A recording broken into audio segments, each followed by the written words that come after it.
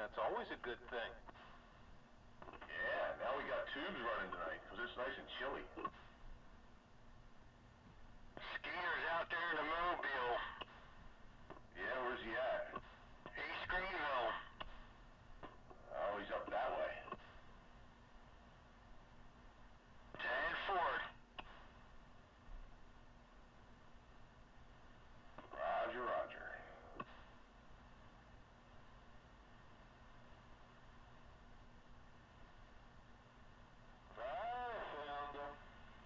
Ah, there he is. I hear him now. 10-4, Skeeter. Yeah. All right, Skeeter, get out the torch. Yeah, get something out. He's going out in the frozen brake line. Frozen brake lines? Oh my God. I mean, it's cold out, but it's not that cold out. He's literally taking fire to the line. I didn't think brake lines would freeze at this temperature. I figured it had to be like down below zero or something. No, anything below freezing. You know, if it's got water in that line just sitting there, the metal conducts the cold quicker than the air. Yeah, well, if there's water in the brake lines, there's a problem. No, that's normal with trucks. Oh, you're talking about air brakes. Yeah, I'm talking about air brakes. Okay. All right, I'm thinking you're talking about hydraulic brakes. No, if that happens, then there is a big problem. Yeah, that's what I was saying. I'm thinking, hydraulics. But okay, yeah, air brake, yeah, that's a different story. See, that alcohol solves that problem. And many others.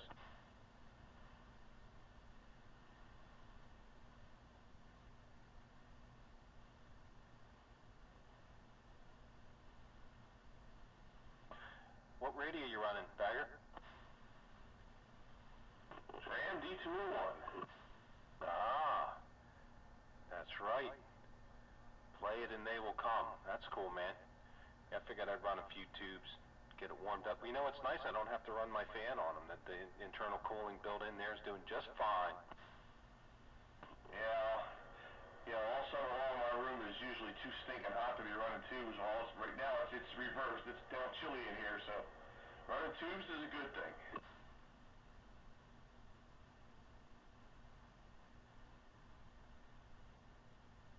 It sounds like we're going to have another quiet night. I don't hear a lot of noise out there.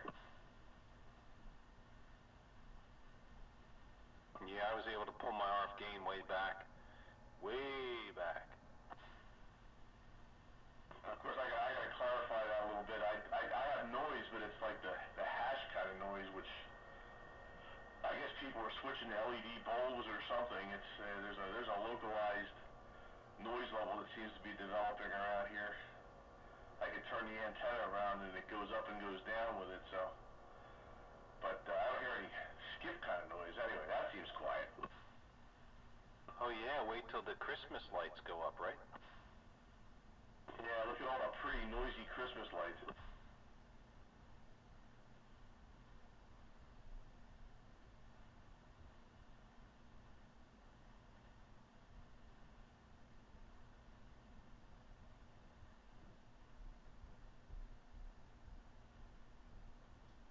I thought I heard other folks out there that wanted to check in to the Classic Radio Roundup, but I haven't heard them yet. Who wants to check in? I'm trying to figure that out there, Sandbagger. He said he thought he heard somebody out there who wants to check in the Classic Radio Roundup, but he hasn't heard them yet. Now, if you heard them or didn't hear them, or just saying you thought you heard them. I'm saying I thought I heard them, and they were bagging, and they were just too shy to get on. In other words, he knows there's sandbaggers out there listening in, and he's just trying to wake them up. That's the interpretation of it. You got it. Okay. Trying to shake the bushes and see what falls out. He's liable to fall out of the tree himself. Okay. Hey, whatever works, you know? Yeah, especially while it's nice and quiet, you know? Well, where the heck is Pete? He said he was going to run the bus tonight.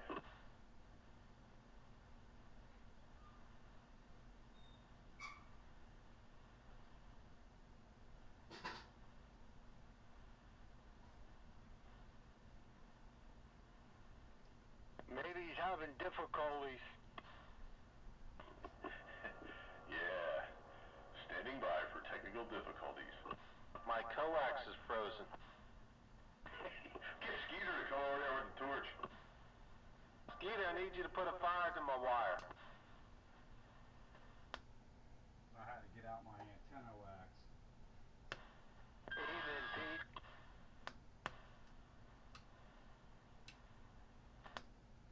Yeah. Let's see here. Hang on. All together? Yeah, Fred's antenna wax. Yeah, right on the shelf next to Fred's deer tick ointment. It waxes on, it waxes off. Mr. Miyagi approved. He was in there and dropped off. Yeah, I think he's got some technical difficulties there. And 4. He sounded good when he came in. Yeah, that's the bus, man. Sounds like the bus. How's this radio sounding tonight, okay? Yeah, so far. Yeah. Not overmodulated like some commenters on the forum might think, but... 10-4.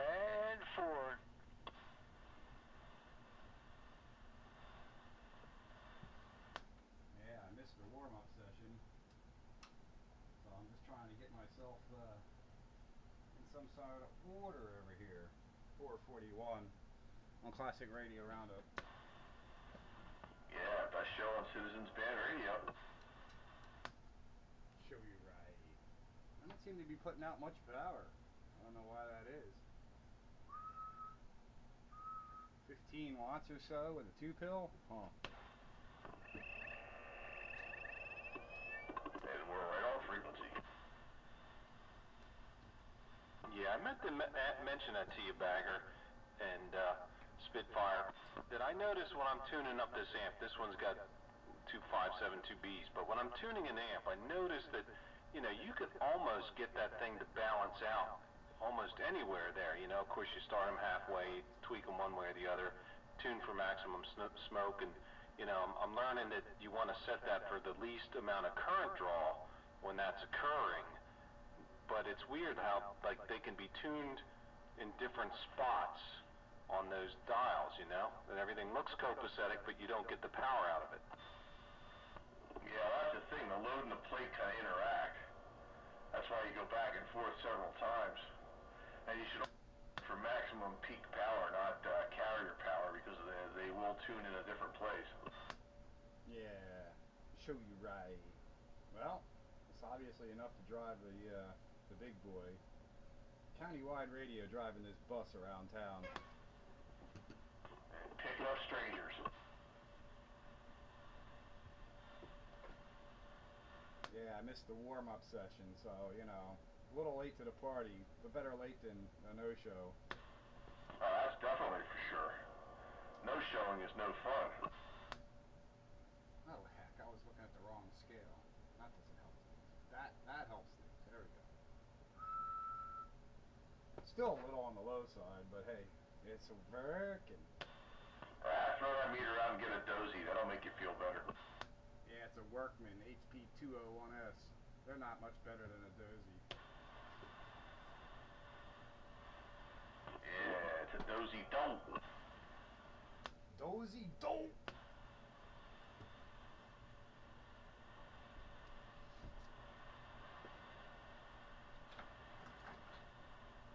Yeah, man. Spitfire, that thing's booming over here. Uh-oh.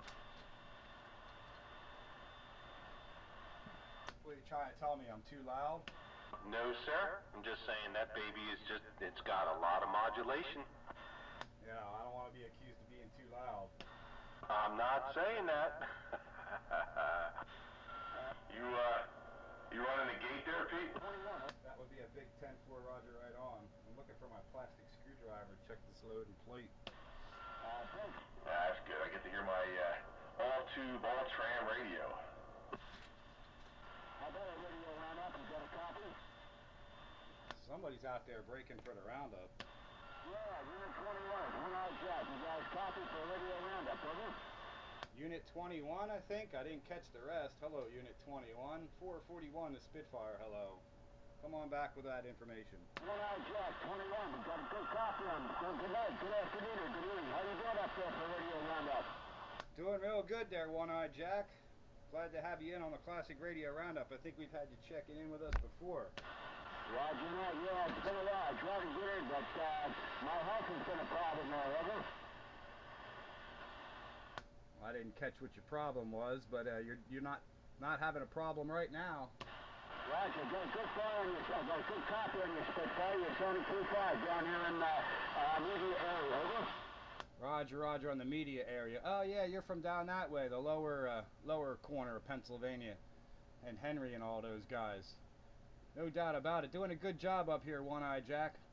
I'm working this glowing glass Cobra 98 by B&K tonight. Roger that. Well, we're running an unusual setup. We're running a Unigun Pro 21520, and I'm running a Square amplifier design running. That's running a different homebrew amp on this thing, over. Roger. Well, it's working for you tonight. Let me step to the side. There's a few other guys around, and I'm sure they'll want to say hello to you down there. One-Eyed Jack, hey, thanks for checking in. A Classic Radio Roundup, the Spitfire 441 on this antique flea market radio. Roger, well, you're doing a hell of a job. I got this a real good copy on you there, Spitfire. You keep up the good work. We'll be on the side. Unit 21, One-Eyed Jack, you'll be listening. All right there, Jack. Thanks for checking in. 441. Pick it up, Sparky. How about that Delaware County station? You copy Spring Mount Ski Area? Sparky up this way, One-Eye? Roger, Sparky, I just have a copy on you. You're on the nearest floor, but I can't hear you. You're on the nearest floor, TSO, over. Hey, copy that, One-Eye Jack. I appreciate the get back. From Spring Mount Ski Area up this way, northern Montgomery County, Sparky 775. Okay, Sparky, I good copy, but you're on the nearest floor. You're on a good copy on 441. Good talking with you, and we'll be on the side. Maybe I can hear some of the other fellas up there, okay? Hey, 10 Roger, man. Good to hear you on the Classic Radio Roundup.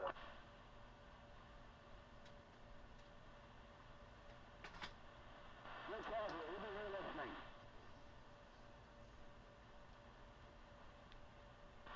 Spitfire, you set a copy. What kind of set are you operating up there? What is your equipment, over?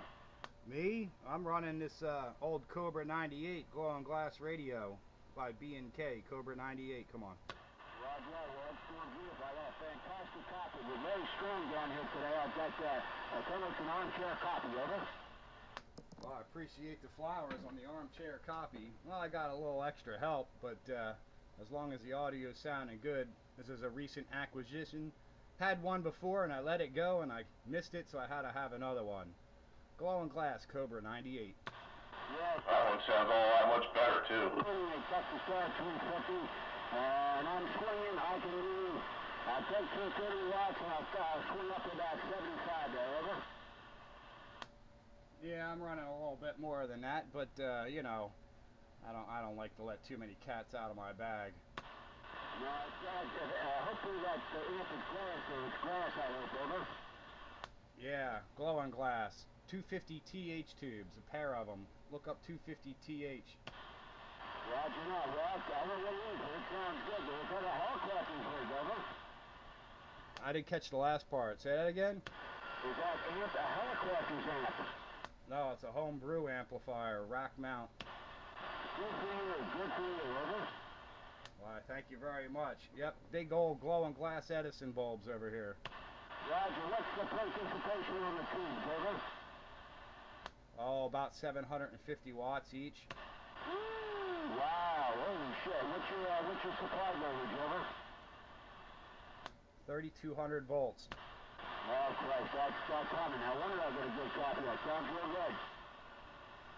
Yeah, amplifier weighs about 150 pounds. Roger, no. Well, you guys, it's called brute force. Brute force, over. I like the glow on glass. It's cold out. Warm the place up.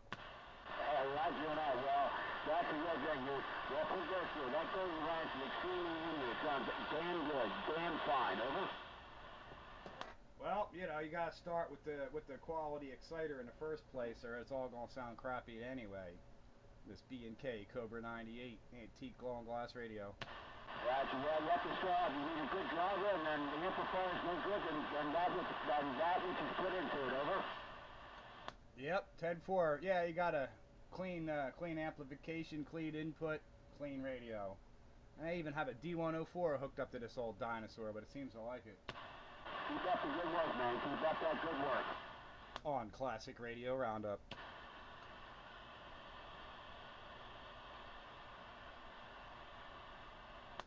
Well, I guess I don't need to get back there on the radio and tune a load and plate then. It seems to be enough to do the job. I didn't realize you were running the big tube amp. I thought you had the big 8-toe going. A little poetic license breaker. Oh.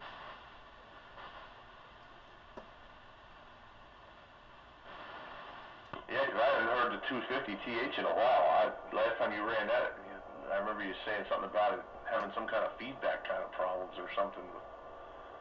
Power going in that shouldn't have been. And Yeah, well, I'm working on it. There's things are happening over here. Like I said, I don't like to let too many cats out of the bag. yeah, 'cause you don't want cat poop around the ranch house. No, it's bad enough I got dog poop around the ranch house. I don't need cat poop too. Keep that down there in the sand pile. Down in the cat box. That's right. Oh, 05 in the cat box.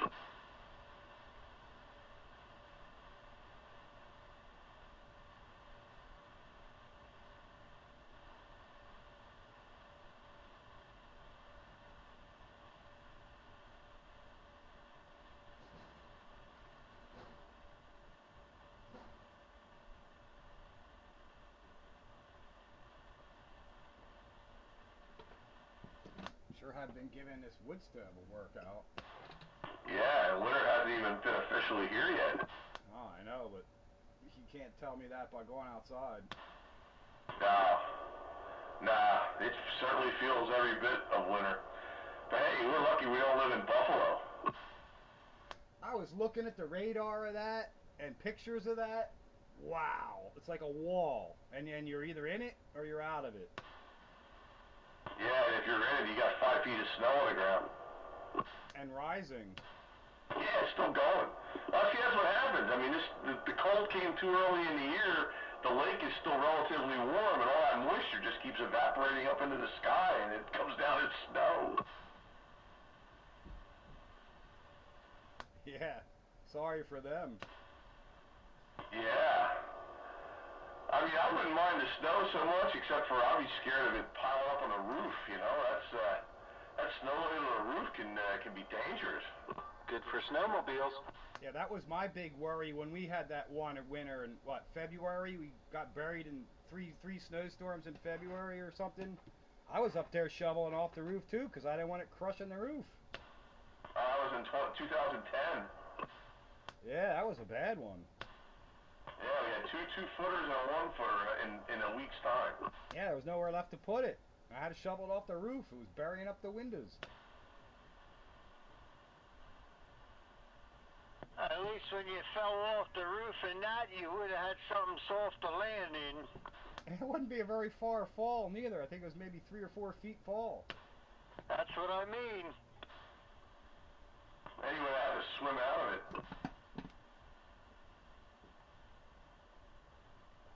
I had friends that lived up in Fulton, New York, and they were used to that in the winter time where snow would be all the way up to the roof.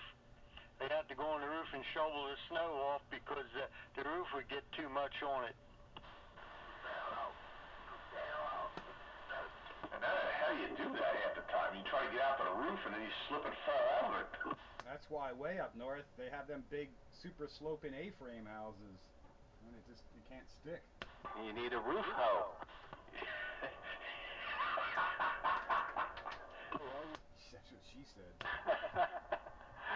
I've seen them, man. It's no lie. They get like Teflon on a blade, and they just flop them up there and start pulling down. It's like you pull the snow right onto yourself.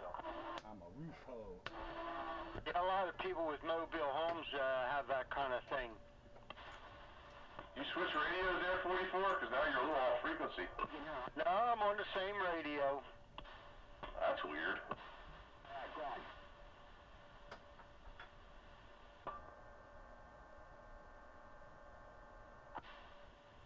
How far is it off? Enough to notice. Maybe a half a KC or so. 10-4. I ain't gonna notice on this barn door bus. No, I think as broad as a barn door. Consequently, though, everybody sounds good. Well, it's an old CB, so it's got to be okay. Just about anything goes on classic radio roundup. Yeah, we ain't that picky.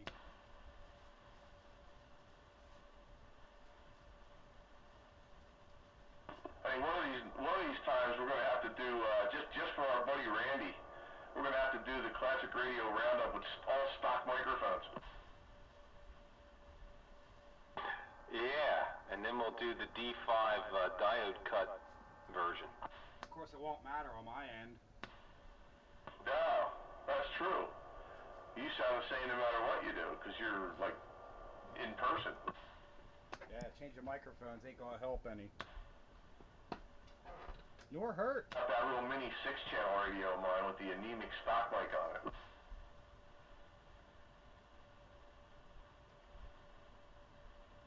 I saw a cool little CB radio. I was gonna get it, and I said, nah, it's another project. I have too many projects. But it was called a Webster. A Webster? Yeah, there's other versions, variants of it. It's like an 8-channel or something.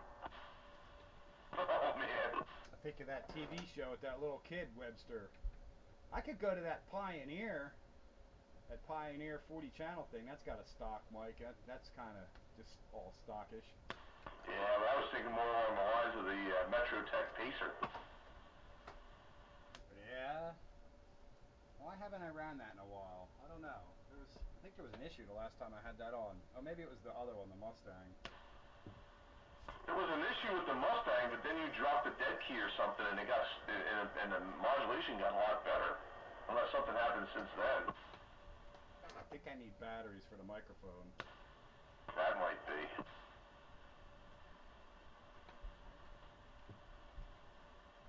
More antenna wax. Yeah. If you put Teflon on your antenna, it'll increase its gain. You know, that was kind of cool in that one amp I was working on. There was it looked like a Teflon coating over the wires. It came off the coil and it went back to some other components. I was like, why would they put Teflon over that wire off that coil, that solid wire? Is it like to keep it from sparking? Well, Teflon's an insulator. I would venture that that's got something to do with it. Insulation properties. I don't know. There was a discussion on a forum some years back where people were swearing up and down if you painted your elements with Teflon on the one side of them, it would make them directional. Get the heck out of here. Another new product from Dozy Doe. Antenna polish. Your signal will get out cleaner. Yeah.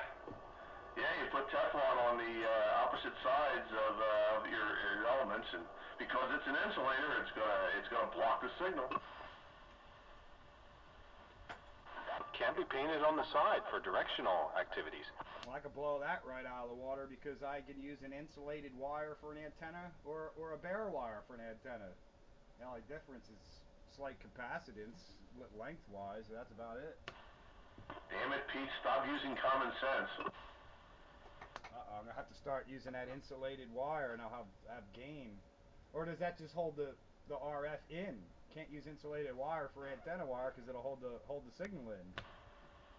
Yeah, anti-arcing jacket. I'll tell you, there's a whole lot of myths that have been going around over the years. There was another one I ran across somewhere where they were saying you can't run if you have an antenna with solid elements, you can't run power on it. You can only run it in its hollow elements. Get the hell out of here. Yeah, I'm telling you, people actually believe a lot of this stuff because it's solid. It doesn't, it doesn't conduct the same, or some weird notions out there. Consider an RF only rides on the skin anyhow. Well, yeah, I guess, and because hollow elements tend to be, bigger in diameter, I guess there's more skin. How about the myth that low-pass filters cut your power back? Well, they cut the harmonics back that you don't see on the power meter. That's true. There is a certain degree of insertion loss. I mean, you might lose a half a dB or something with insertion loss, but it shouldn't be that noticeable. Yeah, I've heard people say, "Oh, I can't run that. If I put that in line, it's going to cut back on my power." If you got too many spurious emissions above 30 megahertz, it'll show less on your power meter, but your transmitted power is still the same. Look on the bright side, it'll make your SWR better then. But that I can see how people fall into that trap. Oh yeah. Into that trap. The other one that annoys me is, oh, if I raise my power, my SWR goes up. Well, try recalibrating your meter. Oh, you mean I gotta do that? Power does not change SWR. If it does, there's a problem with your antenna. Was that any better? Got a little crackly there, 44. A little bit crackly. Yeah, that mic's got bad connections in the mic switch or something. That's your best radio ever.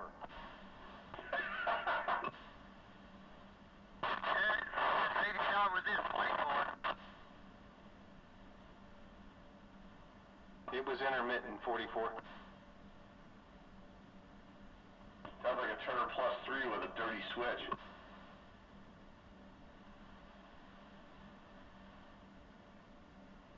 No, that was a stock hand mic. Oh, rats. That should be a little bit better. That's definitely more better. Hey, I meant for being on frequency. If that microphone would worked, it didn't sound all that bad. There's a lot on the high end. I gotta find another Cobra mic to plug into it, see if that works. Yeah, Cobra 98 by B&K.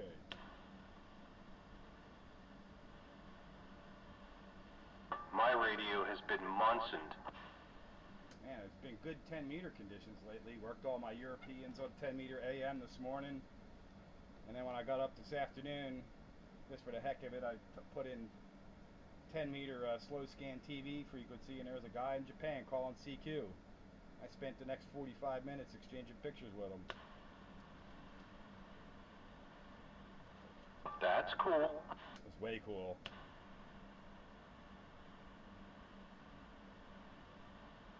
That was easy. It was, and I didn't have to say a word. How many watts? 160 I was using. He was using 100. Okay.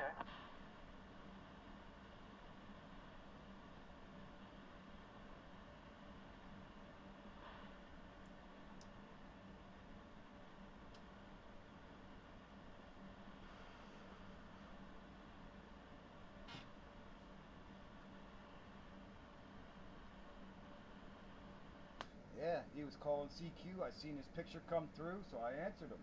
And then off we went. There was nobody else there, him and I. Okay, so that signal would probably go over the pole, right?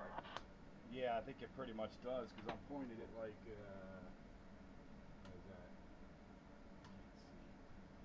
Where's my glasses? I'm going to have inside that rotor meter. What's that say? I'm gonna say 345 or something like that. That's right, that's the name of my new company, Leads for Lids. Lids for lids! How's this mic any better? Well, it's working. Yeah, I mean for being a stock hand mic. Sounds like a stock hand mic. 10-4. Actually, it's kind of loud for a stock hand mic, but it has that almost pinchy kind of sound, though. 10-4. No, it's the stock hand mic. I'm on the Cobra 130. Certainly serviceable.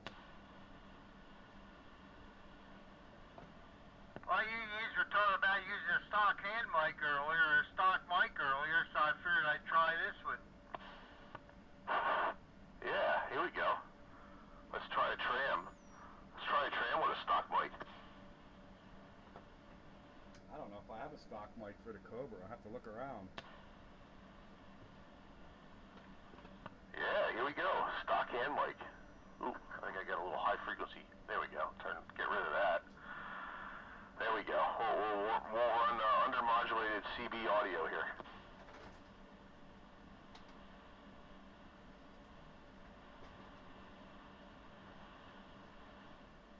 Make it sound like I'm holding my nose.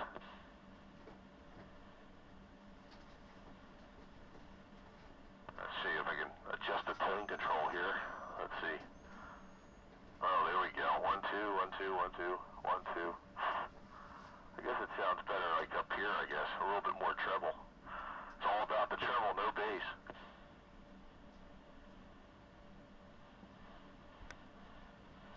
Well, I have a stock hand mic for this radio, but there's no plug on it, so no joy. You got that oddball ethanol plug, don't you? Yeah, that's right. Yeah, not a lot of them floating around. Use a standard Cobra 4-pin to an ethanol adapter that you can plug any mic into. Then you're good to go. No, I mean, that's not the problem. I have an adapter-granter anyway. The stock mic I have has no plug on it. No plug, period. Oh, yeah, that's not going to work.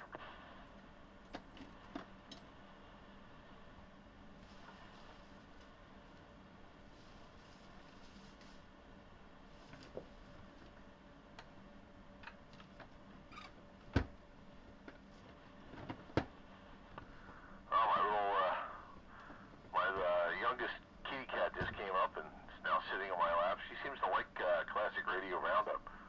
She comes and watches the dials.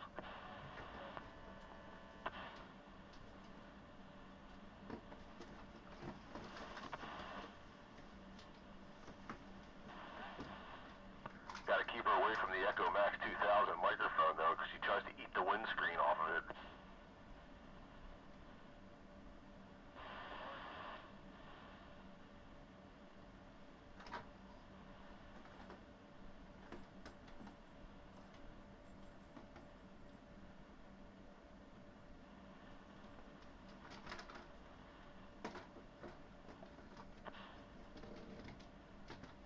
They got quiet.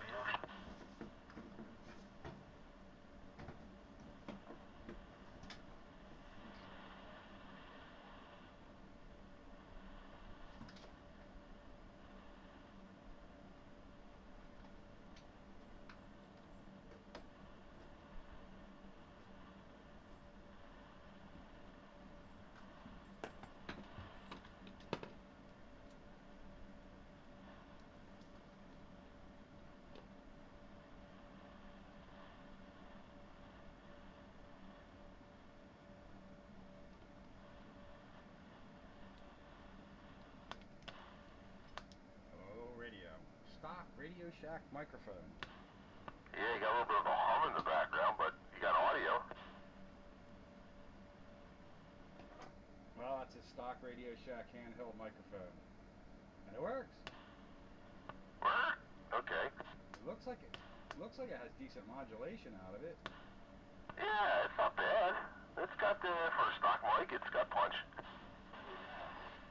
10-4 Roger right on. I got another mic here I want to try. Let me see if I think this thing might need a battery though. Let me look. Classic Radio Roundup, Stock Mic Edition. Where overmodulation will not be a concern. Oh, not using a stock unamplified microphone. Yeah. Ooh, okay, still has plenty of modulation. Yeah, CB radio modulation. Breaker, breaker.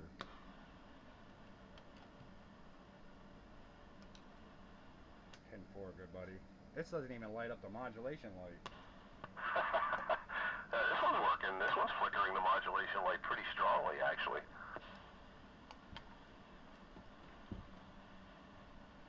I'm guessing it just sounds kind of nasally, because that's what it sounds like through my headphones.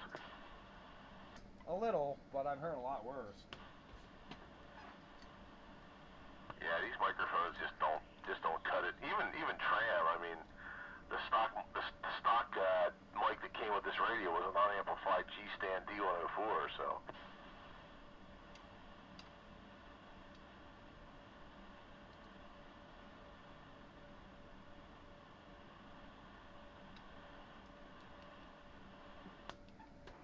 I've heard a lot worse stock mic audio. That doesn't really sound all that bad. Well, you know, it is a Tram, I guess.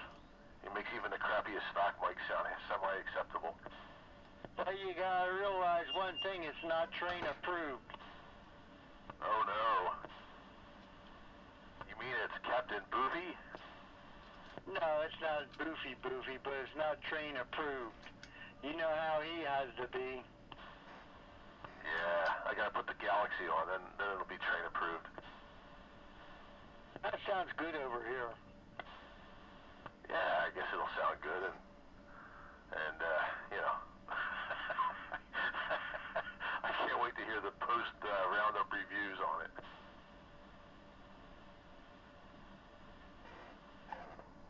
I'm trying to get a stock mic to work on this radio. Man, that sounds like a stock mic. Yeah, but you know what? It's working. It's working, driver. That's right.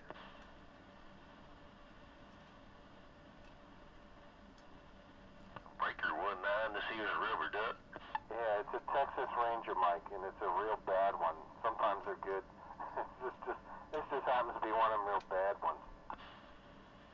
I had a couple of halfway decent Cobra stock mics around. I don't know where they got to. I grabbed this one. This one's the stock mic for my Galaxy, which is really not even that good of a stock mic. The Cobra mics I have are better.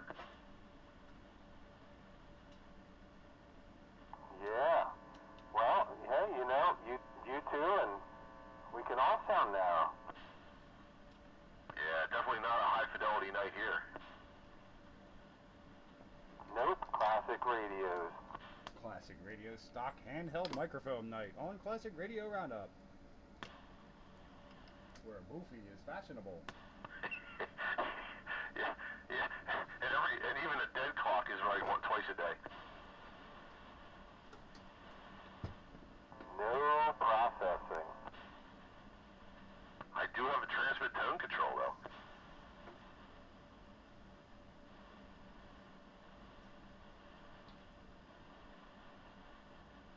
So this is the mic that I keep on the side of the bench to test on the radio when you first get one, so in case it like pops or has voltage on one of the pins. So we'll bring on Captain Boofy.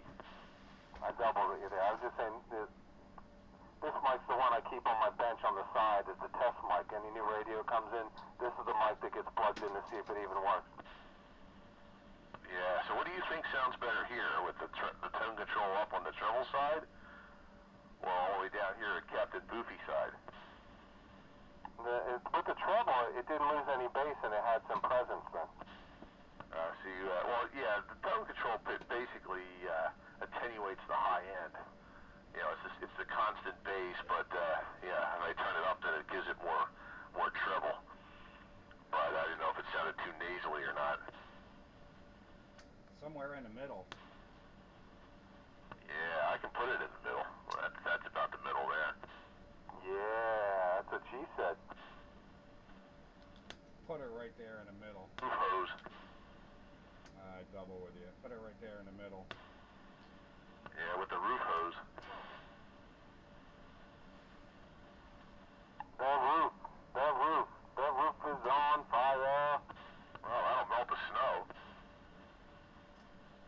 We don't need no water. Let the mother burn. Boop.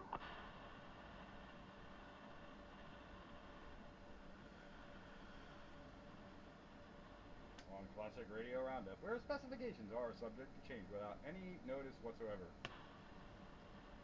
No, no warranties, guarantees, or expressed or implied of any kind. Check state and local laws for applicable laws against you.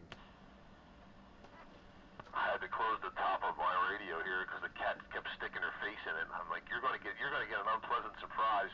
You cat will do it once and use up a life. At 1 out of 9. Yeah, but knowing my luck, she'd shoot something out her butt when she got zapped, and it would be pointed right at me. The cats are a little too curious sometimes. Ooh, what's in there? Yeah, the cat cheese. Yeah, what's in there? Zap. I only do it once. Then they accuse you of cheesing. It's okay when it's a 12-volt solid state radio, but this one's got 400 volts floating around in there. Cat won't like that. Hey, if the other friend is listening from Grumpy's, he would appreciate that South Park reference to cat cheese. Oh, yeah.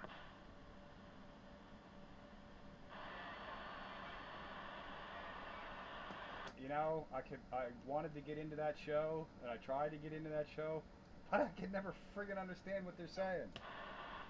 What, on South Park? Yep.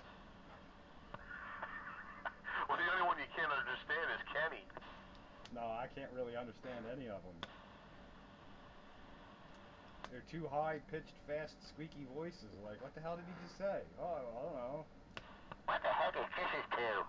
But they just killed Kenny. Respect my authority. You will respect my authority.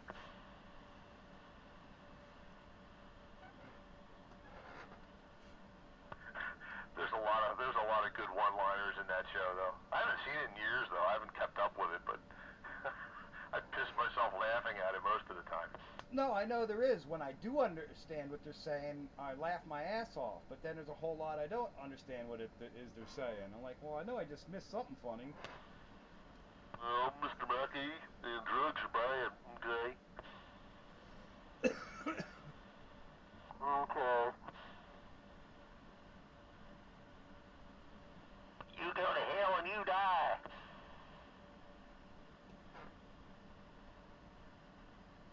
They just killed Kenny.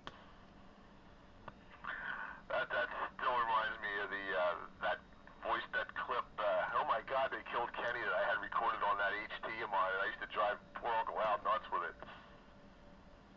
I remember hearing that. I remember hearing that on VHF. I used to key that up, and I would just hit that every once in a while. And Al's like, he could not figure out who it was, and and no matter where he went, I would hit it somewhere. And even at a Hamfest, I had the thing in my pocket. I hit it, and he's like, "Damn it, he's here!" I don't think I knew who it was until you told me years later. Yeah, I mean that was a great secret, and I cross-banded the thing to 220 once because we were talking on a repeater, so I keyed it up there, and he's like, "Oh my God, he's here too!"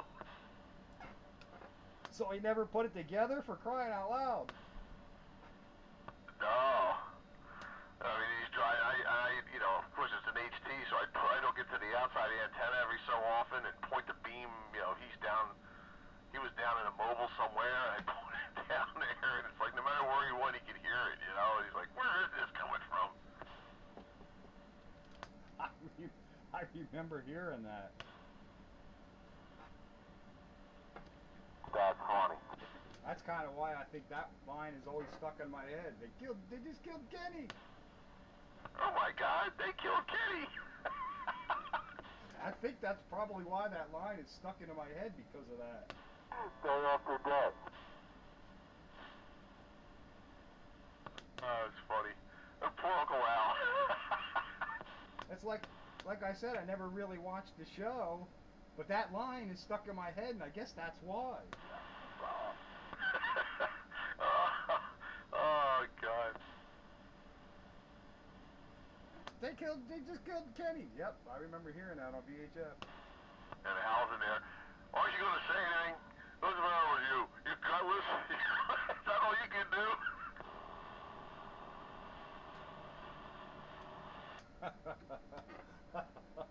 Yeah. Yeah, and then if it's not stateside, if it's stateside, it's not DX. Well, he's right. If you're talking HF, stateside is not DX. No, but he used to say that when I was talking about 6-meter, 2-meter contacts. And then I shut him up when I worked up there into Ontario at 2-meter sideband. Yeah. Well, yeah, you're out of the country now, so that technically qualifies as DX, I guess. In his mind only. Well, yeah, when you're on VHF, you know, that stateside counts, because you're not going to get across the pond unless you're doing moon bounce or some really, really strange tropos going on. 6 meters. Well, I'm talking about VHF. Wow, 2 meters and above.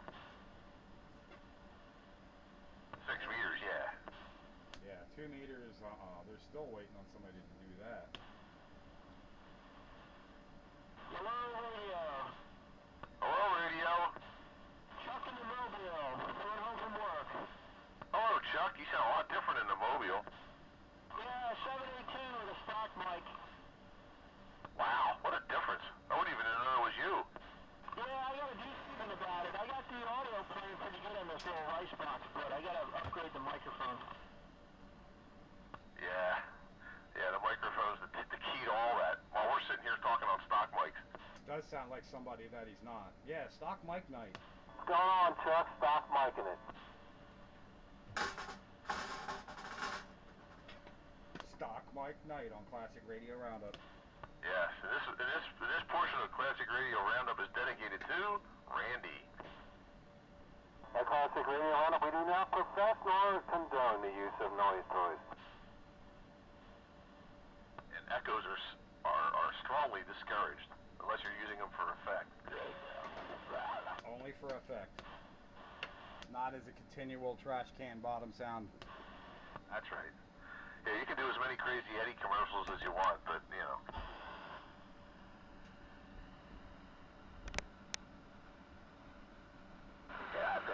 Shut up.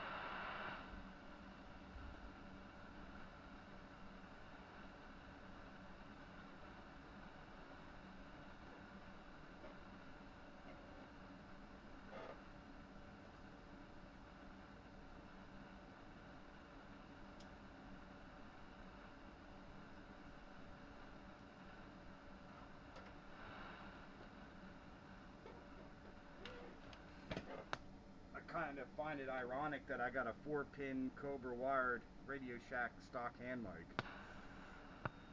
Yeah, I was going to say, that's not standard issue. Yeah, I don't know how that happened. Actually, you know what? I take that back. There were a couple of Radio Shack radios there. I think they were the USC 444 or something. That was basically a copy of a Uniden Cobra type radio, and it had a 4-pin plug on it. I think it might have been the same as Cobra.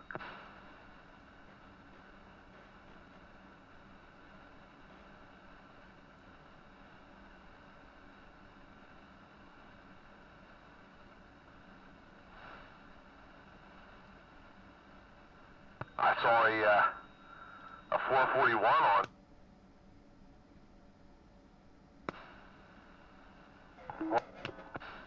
Wait a minute. I was tightening up the screws here and I keyed the mic. You saw a 441 for sale? Yeah. They want too much for it though now.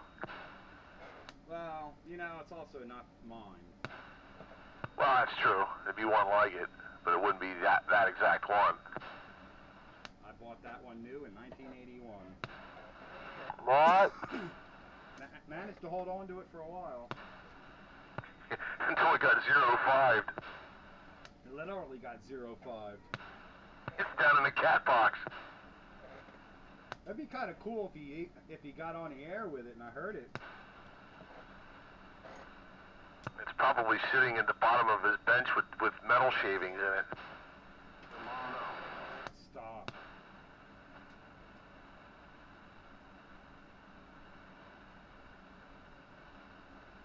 Yeah, when he used to use that thing out in the shed, boy, that thing sounded good. Wow, that was a really good sounding radio, and I had the big spy meter on it too, which was really cool. What's that?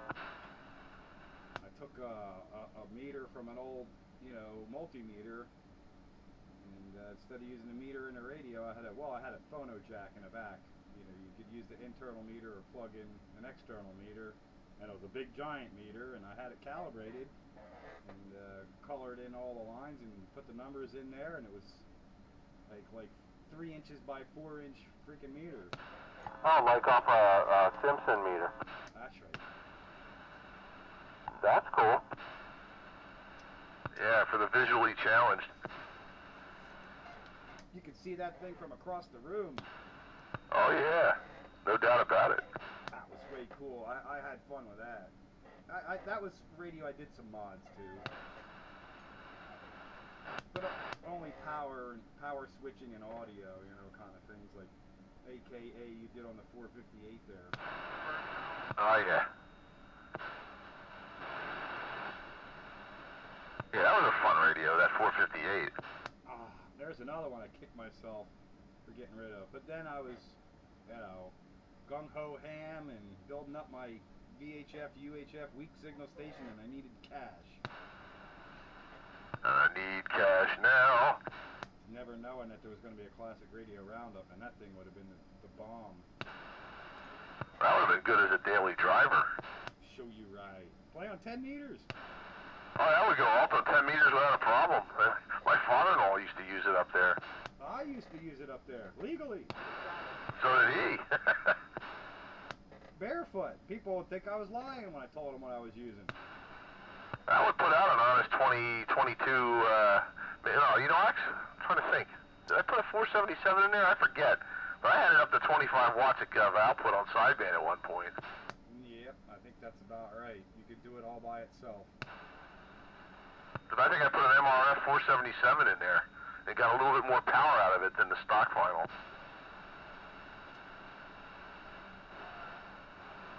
Where you at, Chuck?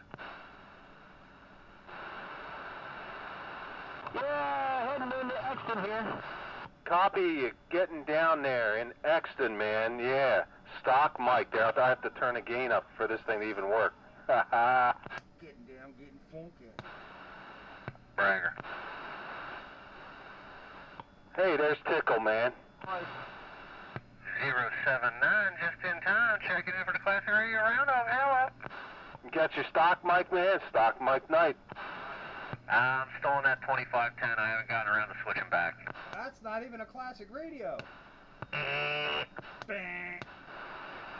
I know. Where's that T-berry? T for tickle. There's a breaker, I think. I don't know if I have a mic for that T-berry now.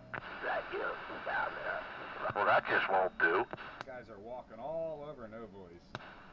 I can never hear him anyway. Well, come on back, No Voice. Give me some space for a minute. Somebody walk over me. Yeah, but you're in the clear now, No Voice. Go for it. So I just wanted to know if I was getting out. That's all. Right? Yep, you're getting out, No Voice. I hear you in the middle. Giving me about 3 S units up here in the volcano crater 441 the Spitfire. On this glowing glass B&K Cobra 98. Alright, gentlemen, thanks for the break. Hey, thanks for being there on the side and giving us a shout. No Voice. We know you're in there. Sandbagging and holding it up. 441 the Spitfire.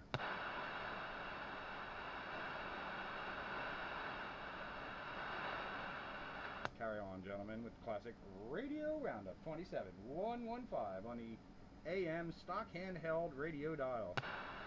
Not only can I not hear him here, I can't even hear him on the cosmic scanner.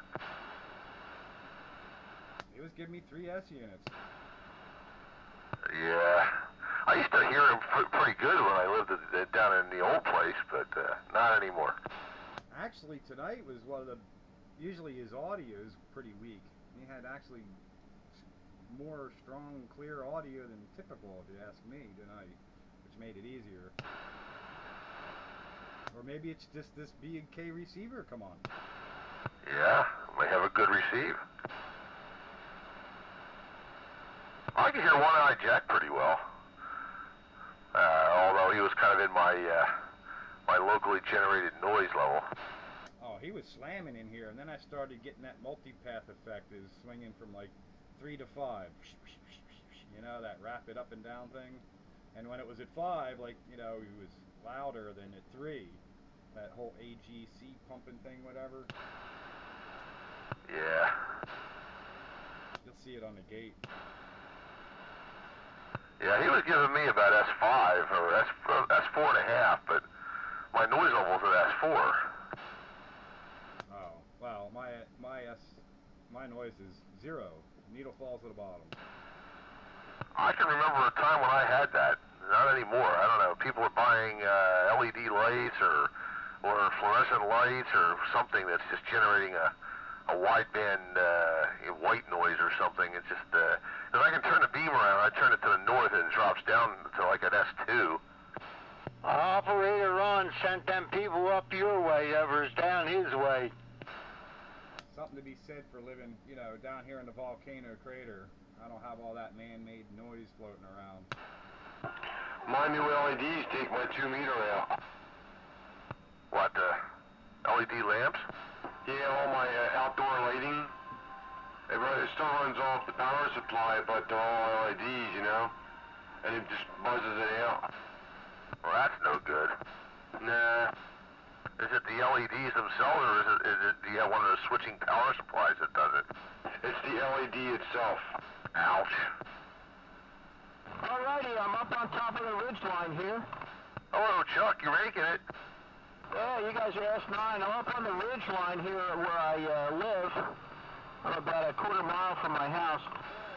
Hey, you're smoking up here, man. You're doing real well. Let's see, I guess about an 18-watt carrier swinging the 40. I tricked the ALC on this radio, so it works on AM. Yeah. Yeah, a little bit of power helps. 18 watts, that's a whole S unit worth of extra signal. I hear you, Chuck, down here in Springmount. Copy? I hear you here in the volcano crater. It's only about 10 minutes, so I'll be on the rig. I'll be on the big rig in the house here. Quick on the key. Sounding good, Chuck. 441. All right, very good. I'm 10-7. Roger. And I'm going for a coffee. 441. Classic Radio Roundup Coffee Break. This hour is brought to you by Fred's Discount Voodoo Emporium, the sole importer of Grandma Jemima's ganja dip for voodoo to all needles. And always remember, if you want someone dead, come and see Fred.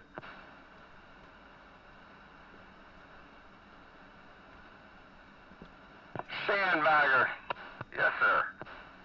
Yeah, that Volvo commercial you do every now and then. Did you see on TV where that lady with her Volvo run into the Schuylkill River and drown? Well, that wasn't during the commercial. No, that wasn't during the commercial, but that's what made me think of the commercial when I saw that on TV the other day. Yeah. Not even Volvo could save her from herself. If only the airbags would have went off. It would have floated. Should have just bought an old Volkswagen Beetle. They float. Yeah, years ago, I guess back in late 70s, early 80s, they had that there river fest down in the Schuylkill River. What, you mean the Port Indian Regatta? No, down Philly. Oh, down there. Yeah, one of the radio stations used to host it each year. They had a float with a Volkswagen body on it.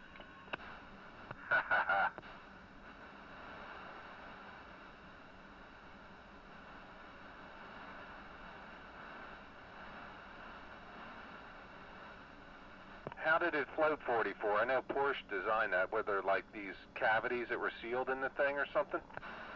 No, they built a raft. They built a raft and put the Volkswagen body on the raft. Did it have number 53 on it? No, it wasn't a Herbie. Yeah, the original cars would float. Not forever though. I think they eventually leak and sink, but the whole bottom construction of it, there was like all unibody and it was all sealed.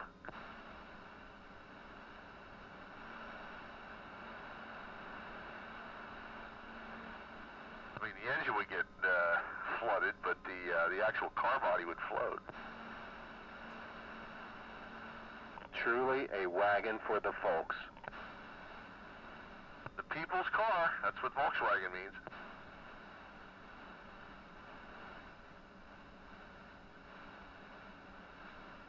Adolf Hitler liked Volkswagen.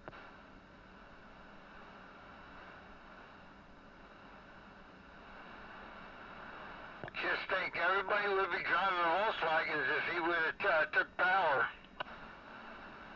Oh no. I'd get stuck with one of them things.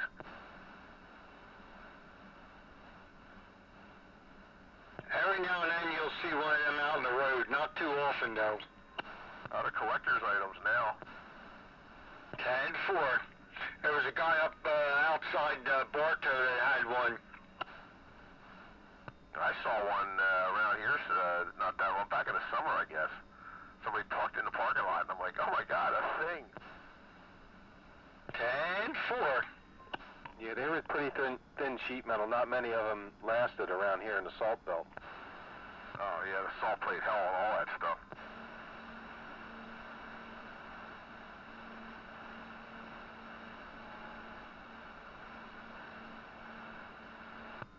Yeah, really nice one. A nice convertible Carmen Ghia. That's worth some money too.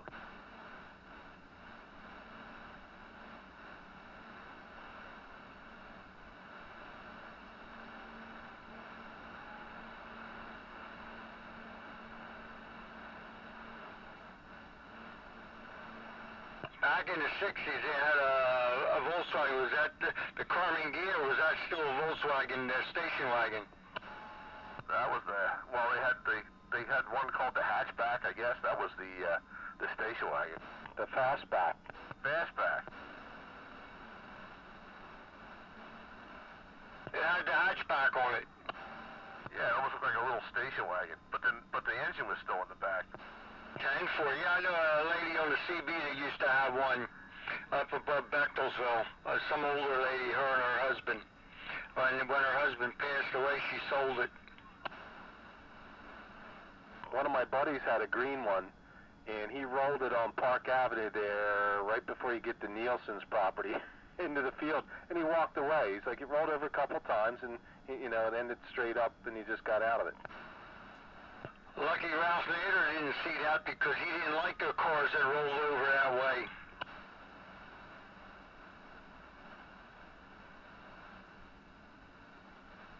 He was the demise of the Corvair. Oh yeah, he hated the Corvair. I remember my buddy saying the one thing he remembered was the amazing amount of dust that comes out of the floorboards. What, of the Volkswagen? No, yeah, when you're rolling over. That's one way to clean them, just turn them upside down and let the dust come out. Yeah, with a couple of impacts from the rollover into the... He just went into a cornfield, crinkled it up, the car, of course, but everybody, him and whoever was in the car, they were fine. I remember when my brother come home from the Marines one weekend and he had a 41 Ford Coupe. He took it out and went up the back road and rolled it going around the corner, rolled it back on his wheels. The seat fell out, he fell out. He picked the seat up and threw it back in and drove it back home.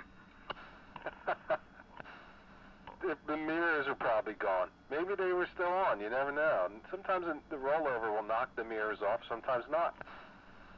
I broke the windshield and crushed in the roof a little bit.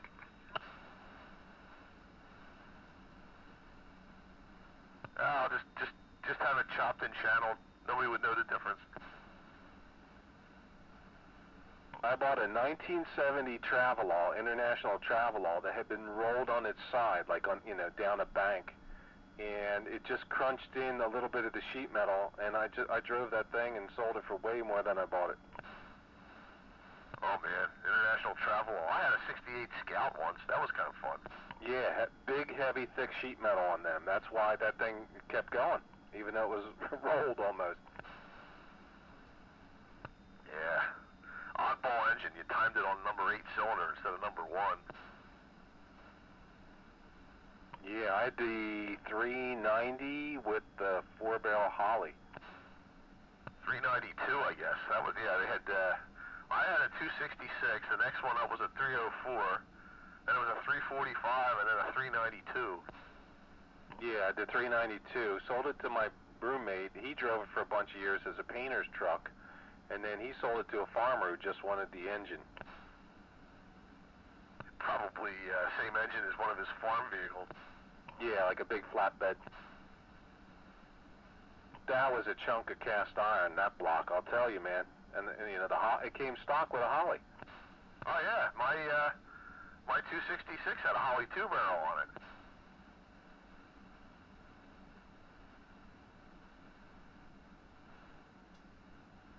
We used to call it was white. We used to call it the refrigerator. The refrigerator. More like an ambulance. Like that one they used in Ghostbusters. Yeah, I think out of all the cars I had, even the V10, that thing sucked the most fuel. I imagine so with that big Holly on there.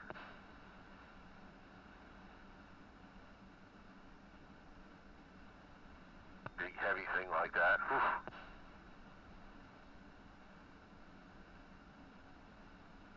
Yeah, pull a stump out of the ground, that would, Oh, it had plenty of power.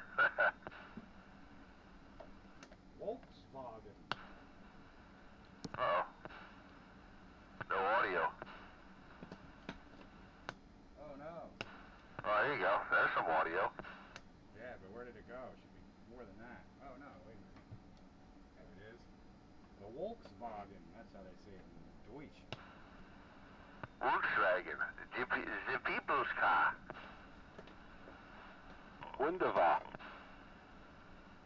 Fahrvergnügen. Yeah, Fahrvergnügen. Nah. I like the parody stickers. Far from puking. Far from puking.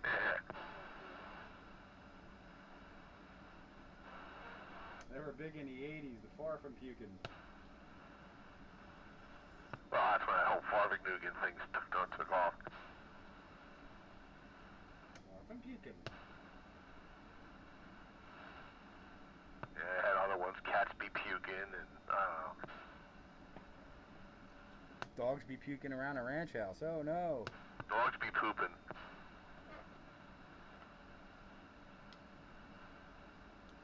Nice, quiet, laid back local night. Yeah, so where's Night Train? I guess Skeeter's still melting brake lines, and where's Nitro? And geez, we got a bunch of people that are missing. MIA. They're staying away because we sound like a bunch of truckers on these stock mics, Breaker. Well, nobody should be too loud. No, nobody's too loud tonight. Oh, was that the complaint? Everybody was too loud for his ears. Yeah. That's right. Even with the stock mic, I'm too loud. Nah, you're not too loud tonight, and there's none of that echo in there. I don't think any of us are too loud tonight. Nah. It's kind of fun though. It levels the playing field. Yeah, a little bit. It just seems weird to have this fancy tram with a stock mic on it. I could just easily put a Radio Shack radio on there and nobody knows the difference. Even the bus deserves something more than a hand mic. Yeah, I know. That bus would be nice with an unamplified D104 or G stand. I'll keep my eyes open. I'm totally ditching my FT101. It's looking at me like, yo. Oh, is that what you're running with the stock mic? Yes, sir. Even that sounds good with a stock mic. To be honest, everybody sounds pretty good coming out of this bus. Unbelievable. Yeah, now you realize that we're going to get a bunch of see? I told you. I told you don't need those overpowering mics. Oh no, I'm going to feel like Dr. Frankenstein. I'm going to be creating a monster. Yeah, but you don't get any swing out of your dozy dole meter. No. Well, sorta, but I don't have to keep messing with my RF gain. No, I get modulation swing. I just recalibrate. Yeah, I'm getting plenty of modulation swing. Just, it's just not, just don't have the same tone quality. Yeah, it's a little different. Let's see, 150, swinging a 5. That'll work. I switched microphones a while back. This one says on the front of it, CB microphone. Hey, should we really kill it? There we go. I'll turn my Dynaboost off. There we go. There's super stock. No, I don't like that. Yeah, that's with the Dynaboost off. Yeah, it sounds much better with it on. Sounds like a business radio there, though. Too. Sounds like a business radio. Yes, could you pull up the dock number 4? Truck 35, dock 4. Car 54, where are you? Car 54, where are you? Check in, please.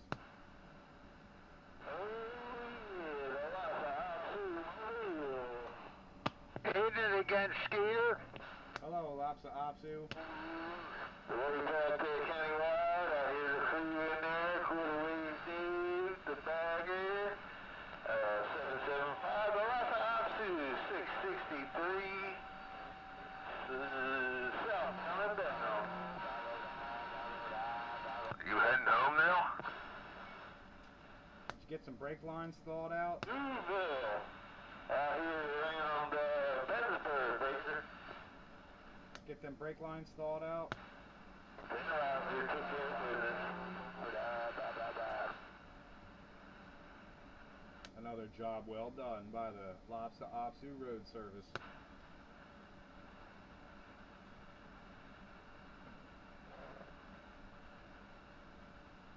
First of your service. That's right. All the jobs I've been doing, I should have money coming out my pockets. But nope. Ba-bo-da, ba-ba-ba.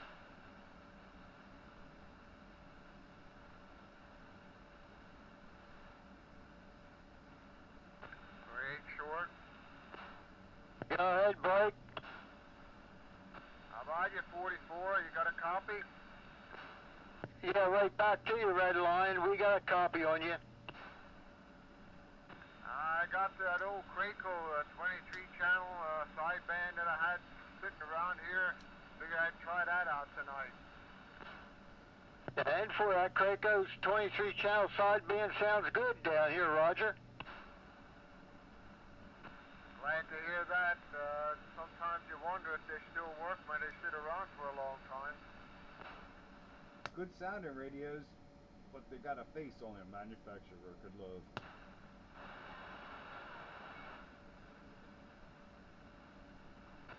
The truck plate covered you up. I couldn't hear it. Yeah, it's Skeeter. That's Red Line. Roger. Hello out there, Red Lion. Operator Skeeter in the mobile. I hear you. It's good to hear that everybody's out there tonight. It's getting to that time of the night. I guess everybody's heading for the sheets. I got another hour or two yet before that happens, Roger. This is the Classic Radio Roundup here on 27115. Yeah, Wednesday nights we're here till at least 10 o'clock on Classic Radio Roundup on Channel 13, AM radio dial. And stick around for the after-hour show. That's right, and we're sticking with stock mics tonight. So nobody can be accused of being too loud.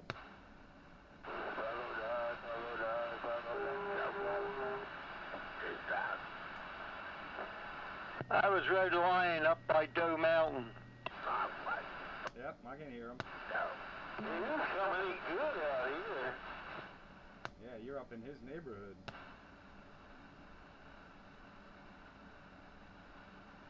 Gee, I didn't think anybody was out here in my neighborhood anymore. He's mobile. Passing through. Skeeter's up there around Pennsburg area there, Red Lion, in the Mobile. Yeah, that's probably why I can hear him. When it gets down towards Boyertown, that way, I have a hard time picking everybody out. I got the mountains hidden behind me. Roger, Roger. Like I said, I have no problem hearing you. Well, I'd like to put an antenna right about here. Perkiomen Heights? I just passed the Strawberry House. 10-4. 10-4. Now you're past Perkiomen Heights then. Yeah, you're booming him, Skeeter, booming in. I'm still gaining altitude. Yeah, closing in on a green lane there. Hill Road. He's on 663 headed towards Hickory Park. Yeah, but you go past the back end of green lane. 44D called it right, Hill Road. 10-4. And if you turn left on Hill Road, where do you end up? In the reservoir. But if you turn right, where do you end up? The opposite of where you turned left. 10-4. You end up over by Jake's. That's right. Rosenberger's Dairy. Longacre. Or yeah, the Longacre. You come out by the dairy. I'm on top of the road. Skeeter! Oh, later on, I can hear you. You're imagining things. Imagination is a terrible thing to waste. That's right. Guy used to have a ham tower up near there.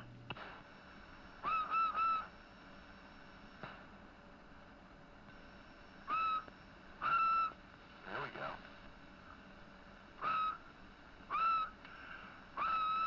Audio. What'd you do? You lost all kinds of signal. Who was that? You. I did? That sounded like you. He was on another frequency. What'd you do? Change channels? Yeah, I was on 12. Well, you were S3 here. Boy, that thing's broad as a barn door. But it sounds good otherwise. Yeah, well, I don't know. I did a little quick tune-up on the tram because I noticed it was back swinging slightly, so I threw it on the test bench and adjusted a couple of things. Well, I heard you. I wondered why you dropped the power.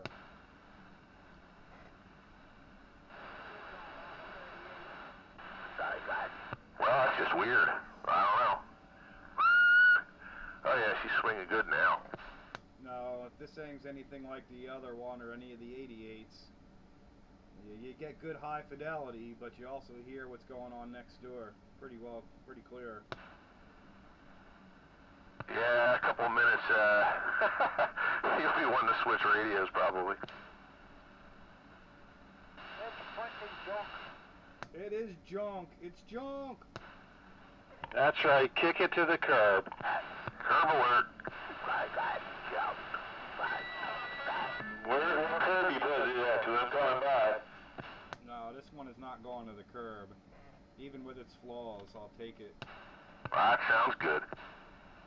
And that's with a stock Radio Shack handheld mic. Yeah, baby, man. Unamplified. It's train approved.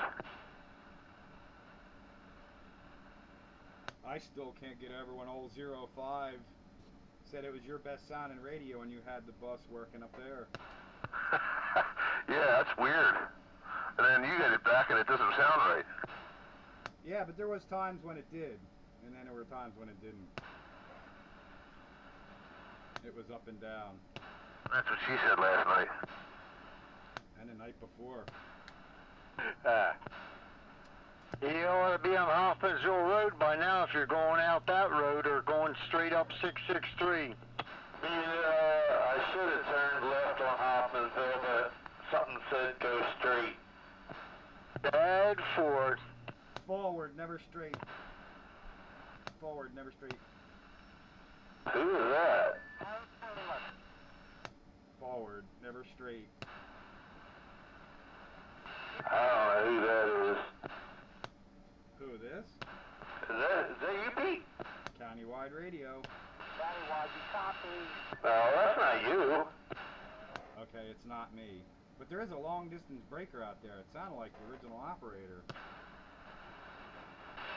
Yo, Petey. Is that you, Cosmic? Si, senor. Freaking junk, what are you running over there? I'm going to Los Angeles. QRP. You're on what? Low power, goofy antenna. Damn it, boy. Low power Yaesu goofy antenna. Well, I hear you, KOMX, with all that nonsense. Rod. I hear you, Cosmic. Thanks. Oh, man. I don't hear him. I hear him. Where's that junk? Come back and stop in for an amorgana. Who's now going to stand here? Haha. Hey, that thing's got ears anyway.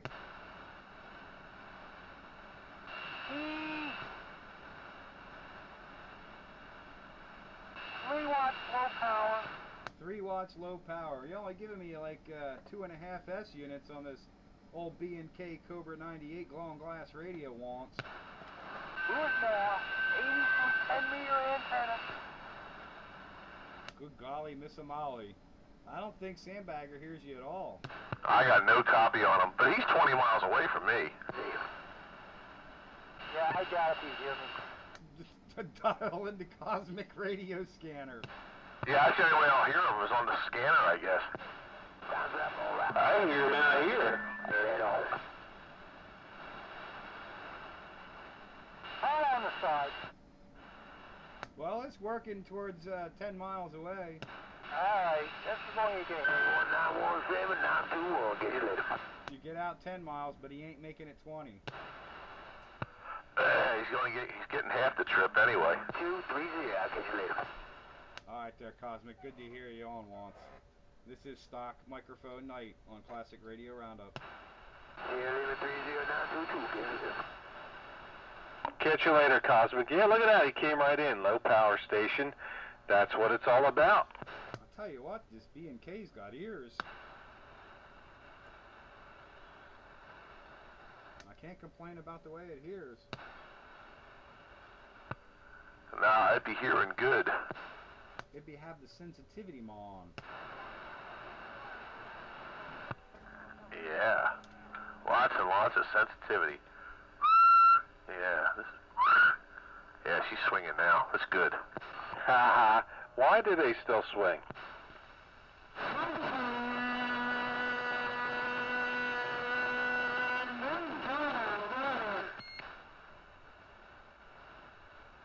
Uh-oh. Nah. I have to go bring my laptop up and dial in the Cosmic scanner. I might have to switch radios now. Yeah, the tram's pretty good, though. This one's got some decent filtering in it.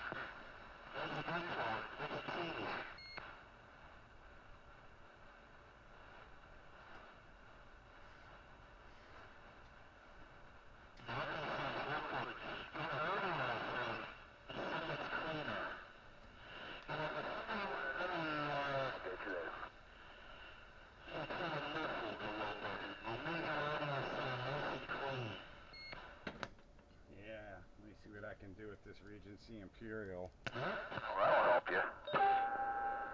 Yeah, well, I'll just change mics and I'll be alright. Because the bus ain't gonna cut it. I'll just change mics and that should do it. Oh, no. No more stock mic. See what happens? Yeah, well.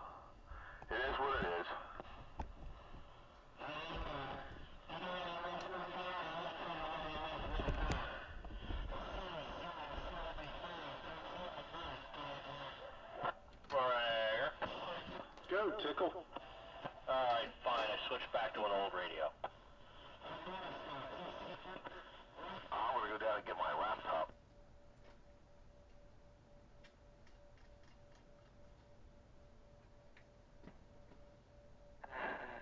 Yeah, it's clean. I like this radio. This radio is good radio.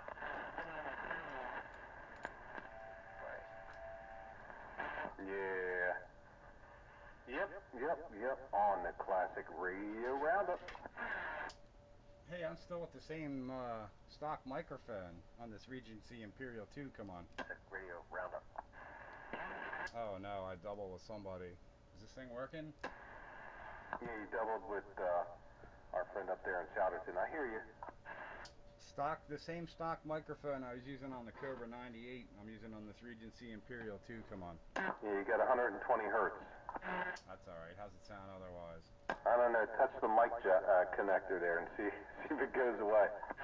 I am. I'm fooling around.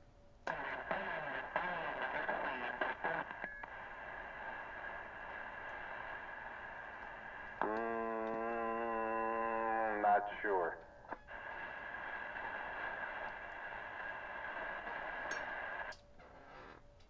Classic Radio Roundup 27115 on my AM radio dial with these 13 glow-on glass tubes. 441 breaker.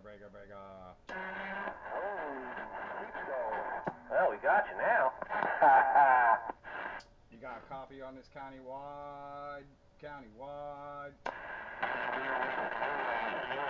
Yes, sir. Yes, sir. Yes, sir.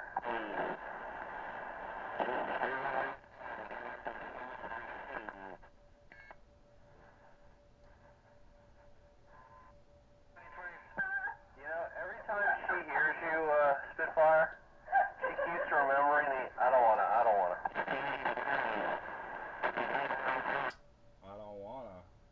what? I don't know. Some of us, we were talking a while back, a couple weeks ago, and everybody said switching radios or something. You didn't want to switch back to another radio. And it reminded me of that Bugs Bunny thing. I want an Easter egg. And she just cracks up every time she hears it. Oh, yeah. I want Easter egg. It's good. Yeah. I don't wanna. Good. Yeah. Yeah, I like this low-level AM freaking suppressed carrier double sideband, man. Holy Jesus. That's got some schwang. Yeah, it does, too. Yeah. 150 watts. Swinging maybe a K. Now that's past the 1 to 4 ratio. I think you made my meter stick to the right. Hello, Lobster Opsu. You hearing this antique glow-on glass Regency Imperial II breaker? Every minute of that airwaves you're broadcasting, I hear every one of them. Yeah, Lobster Opsu. Hey, Skater, we ditched the stock mics. I can only take it so long. Yeah, well, I think, we were all induced to do it at the same time for the same reason. Yeah, that sounds good. This does handle it better. Now, instead of hearing what he says, it just sounds like sideband. It does handle it better, but doesn't eliminate it. Yeah, well, let me make sure I'm on frequency here. There we go. Alright, everything's cool. Been a while since I used this one. It was time. It was time to get it on the air. Big old glow-on glass, shiny Regency Imperial II. Yeah, one of these years I'll get that other Regency Imperial running again. It's not that far off. It really isn't. It's just something in the oscillator area of the transmitter. There's nothing wrong with the receiver. Yeah. Yeah, I'm gonna need I automatic before I start playing with it. But it's not high on the priority list at the moment. Probably for you it'd be a reasonably easy fix. For me, all I could do was nail it down to the area, but I couldn't find anything wrong. I like it the radio exudes quality. That gold tone and the gold connector on the mic and all. Man, it was a real expensive radio in its time. When I started figuring out what these Imperials were all about, I was like, I gotta have one. Then once I had one, I gotta have the other one.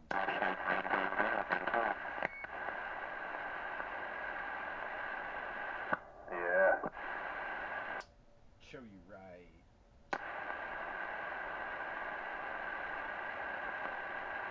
Don't you know? They do pack a lot of stuff in the chassis, though. It's actually maybe a little bit smaller than the Cobra. There's a whole lot. There's a couple more tubes in there. Yeah, well, it's sideband, so there's a little extra stuff going on.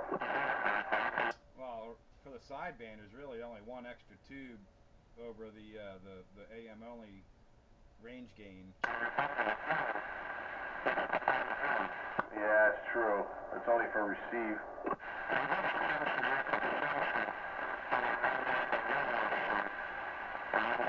On Classic Radio Roundup, where tubes are more fun. And they heat your shack. Yeah, I don't need that anyway. I got it at 78 degrees down here. That's actually kind of chilly for the wood stove. I'm at 52 and the amp's still cool on top.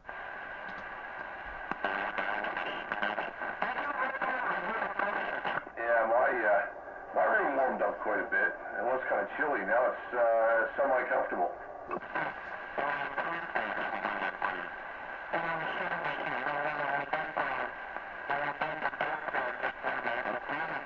Yeah, it's like they generate some heat when you can see them. They're like glowing white, white hot.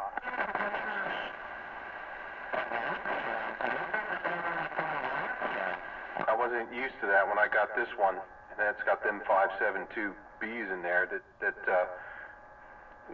I'm used to seeing just a dim orange glow. Yeah, the 572Bs are pretty bright. They're almost like light bulbs. Yeah. Why is that? I mean, is the heater at like a higher voltage or something? That's just a different filament design. Yeah, at first I was like, I shut it off, I turned it on, I watched it come up, I was like, oh, wait.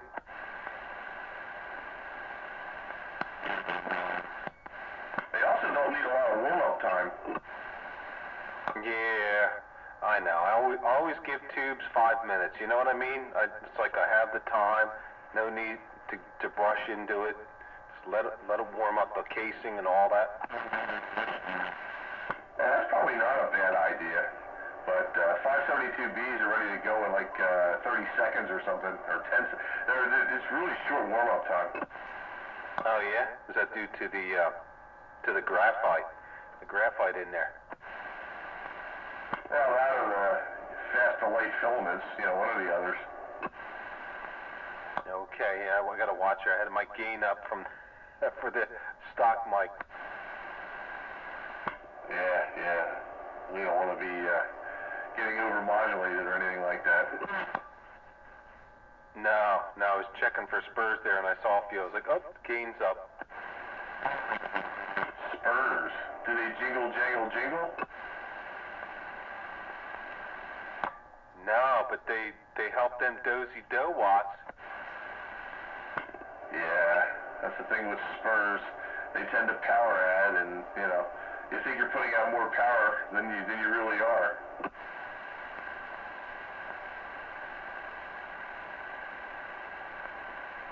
Hey, 10-4, man, just keeping it real.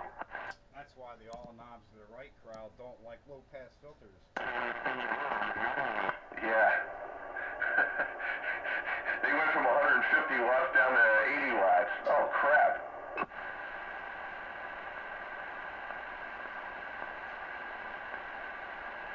But on the good side, my SWR went from 3 to 1 down to 1.4.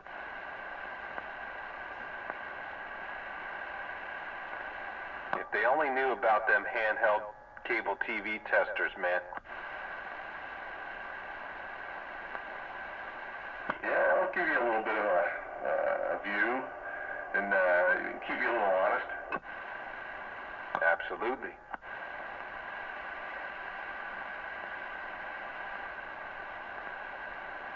Where you at, Skeeter? I'm working up a sweat down here. It's hot. I think Skeeter stopped at the Wawa.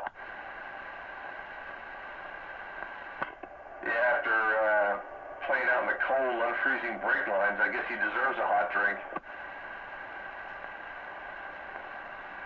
Yeah, from the Dickens cider stand. Yes, where every woman likes a Dickens cider. Also brought to you by the Sofa King. Yes. Our products are so soft, it's Sofa King soft.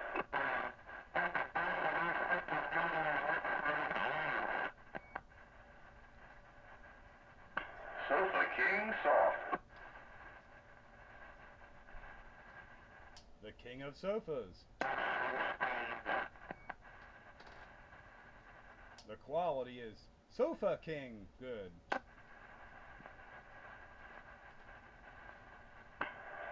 It's Sofa King soft, it's irresistible. And Pete Schweddy's balls. Boy, that was another good one.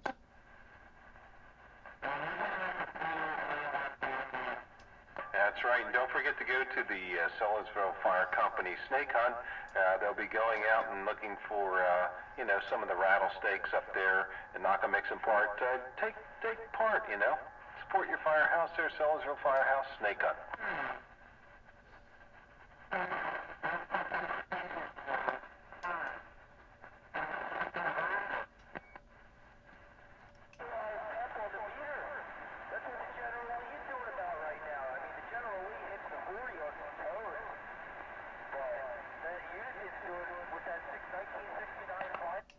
Art must have the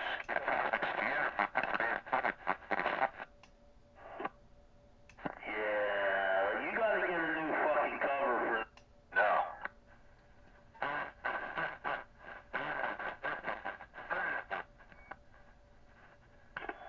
Yeah, I'm like barely a 2. That's no good.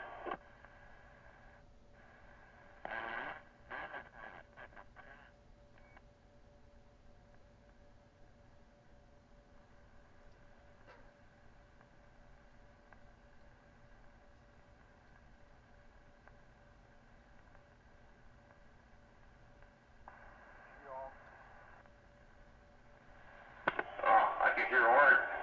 He's the only one that gives it a 60 over. Yeah, this is the only way to communicate with you. So what's the deal? Do you have this on a different antenna?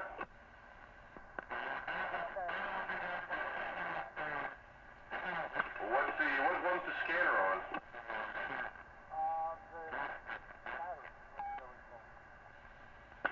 Really? It seems like everybody's signal's a little lower than last week.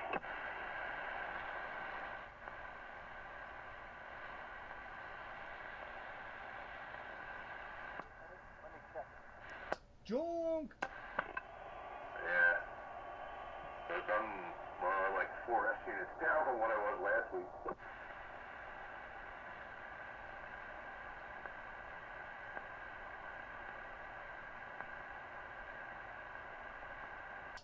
Maybe cut the grass one more time.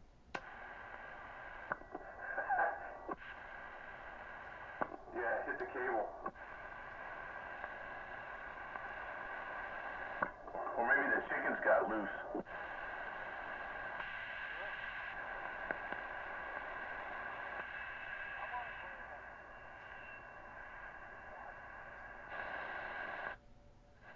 Are you running that Yaesu? Yeah, I'm on the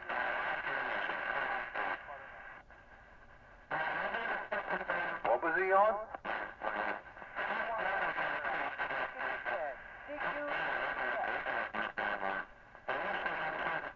He was on a butternut? Yeah. Put it on vertical. Which Yaesu was he on, Bagger? At 101 he bought the Hamfest. Oh, okay, just by itself. Okay, I hear you.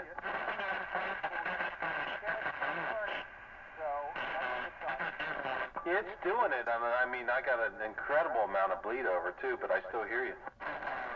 Yeah, I think it's going to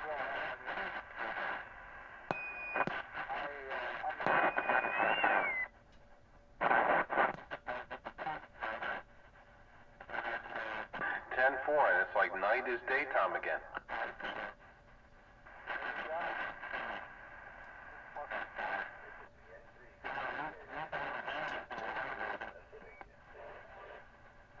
That guy's killing me with bleed over.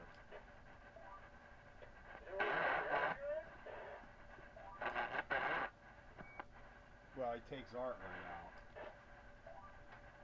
Okay. Yeah, I figured it was just bad on my end because I'm close, but you know, there's definitely splatter components going on there. We take this pause for station identification.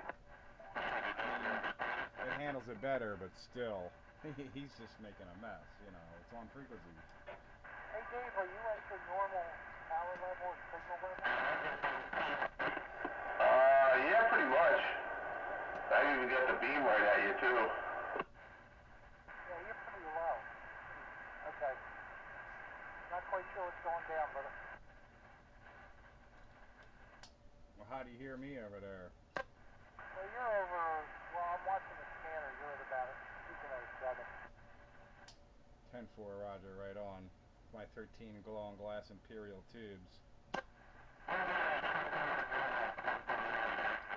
Doesn't that have a new Vista in it? Nothing does. You got to be real close. No, no new Vista.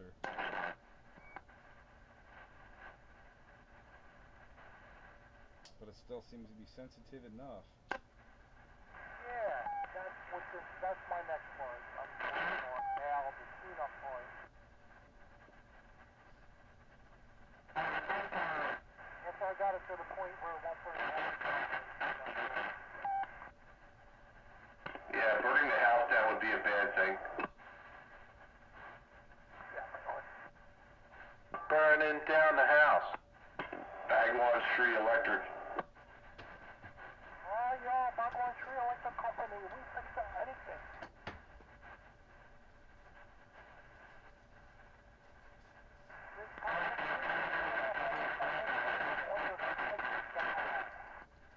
Cosmic Radio. Here today, gone tomorrow. You should see a picture of that Bagwan Tree Electric. That looks just like, you know, the way they do electric wiring in Bangladesh. Yeah. All overhead.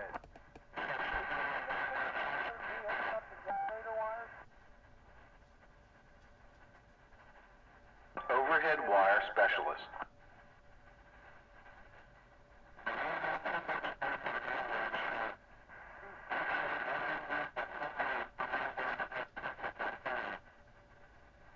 Another remnants of the old CBDXing website.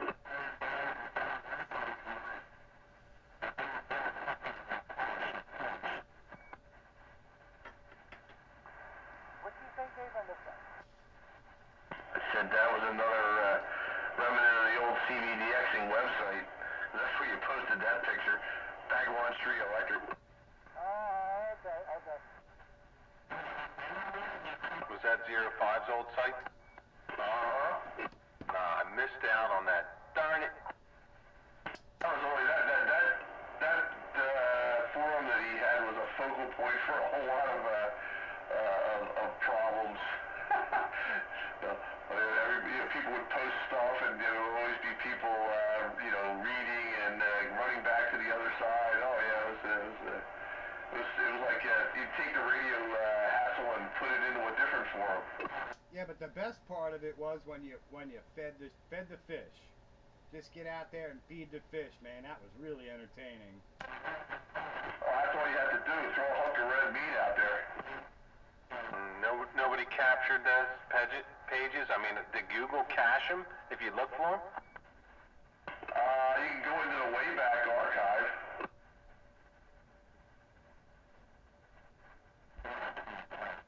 He probably has it backed up somewhere. He had it up again for a while, and had a lot of the old stuff on it, but then he took it down again.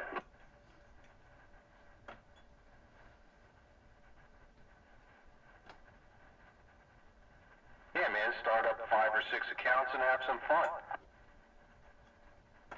That was always it. You know, this one was getting banned because he was this, and that one got banned because he was that, and then he would let him back in again when he felt better, and yeah. My alias was FAA-Q- FAA-Q2. Fuck you too. Frequently asked questions, too?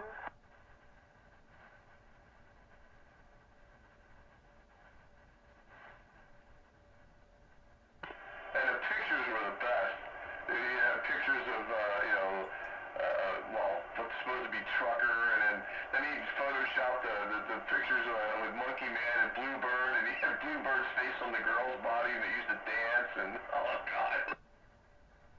Oh, damn it, boy, I missed that. It was a really, a lot of fun once you figured out, you know, there was a whole lot of trolling going on. And then I'd just throw pieces of red meat out there and then listen to the airwaves. Oh, it was so much fun. Yeah, I just put in CBDX and it come up to Aqualeds. It's not funny. Those were the dark days, remember? Oh, there was some funny crap that came out of it, though. Yeah, that's the thing. Out of some of the dark, there was definitely a silver lining here and there. It brought out some creativity. We can. Green Dog was in there with our friend up the channel the other weekend, and he was like, oh man, I wish somebody was gating, and I caught it, but you know, we really need somewhere to put this stuff, but I know it would just start it again, so. Yeah. It did bring out the creativity. Yeah, that's for sure. I mean, where else would you have gotten that movie of the documents blowing up in the truck and everything? That's when I started doing audio gates, and I was grabbing snippets of this and snippets of that, and I built up a nice little database, and I wound up having a conversation with Bluebird, and Bluebird thought he was just talking to somebody else. I had all the standard replies. That's funny. That was hilarious. And then I had an audience who caught on to what it was that I was doing, and I know people were laughing, and I got told about it later off air by a couple of people. They said they were rolling. Yeah, I caught the tail end of it, and there was somebody ran a compilation, and I might know who it is, but I don't, but they run this compilation. It was a montage of all the guys doing funny stuff, and like he had so many letters and words captured, he could like make people say different stuff. I was like, dang, I heard it like one time. I didn't record it, but I was like, well, that's advanced. I just built up a database of standard replies and had a conversation. That was funny. I was over here laughing myself. That was friggin' hilarious. That really was funny. Because he thought he was talking to who he thought he was talking to. Yeah, that had good production value. That was so funny. You ain't gonna do nothing. Quit trying to be somebody you're not. And then I love when they get all, you ain't gonna do nothing. Get all high pitched. Yeah, somebody out there, Skip would say, who's that girl? Then he really got going. That was funny. Some guy in Georgia comes in there and says, who is that? Is that somebody's wife?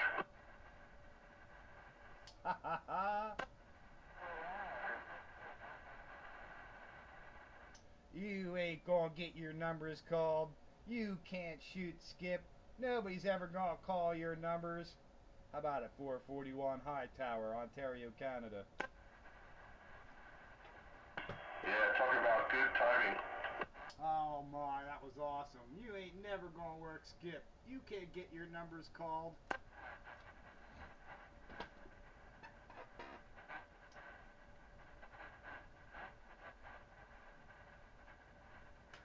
Timing couldn't have been any better.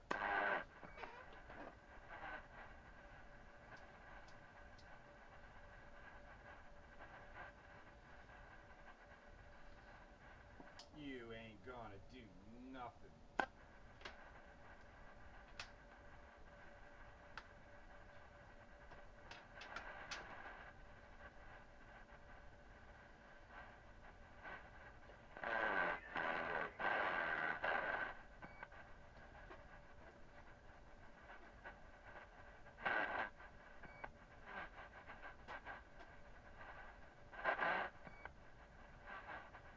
Now I hear a couple of drivers on 12 on the Cosmic Scanner. Yeah, I hear that too. Yeah, I'm working on the new.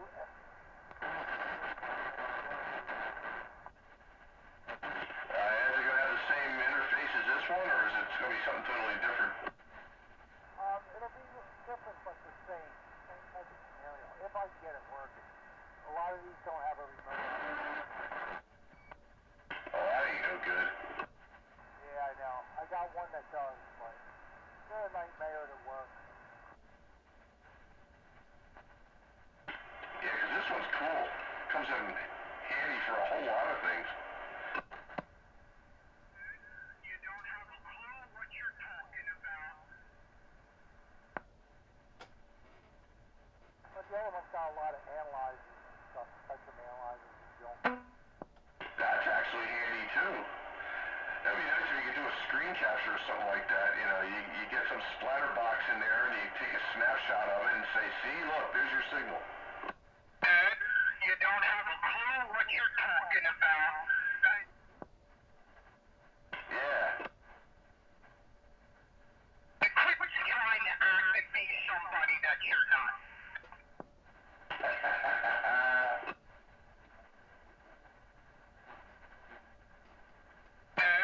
You don't have a clue what you're talking about. Quit trying to act and be somebody that you're not.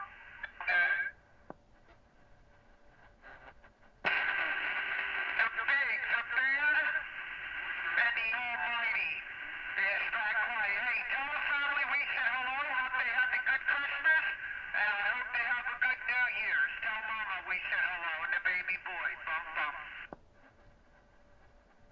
Oh no. Scenes of Christmases past. I'm gonna get the ghost with the chains come to visit soon. I need my radios. I don't care live in a glass house or not. I'll throw a rock and break it.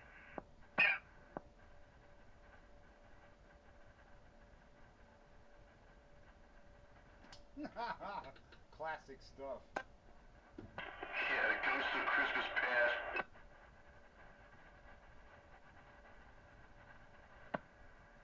Enough hours on these graves, neither they aren't. Too goddamn lazy, too ignorant, too stupefied.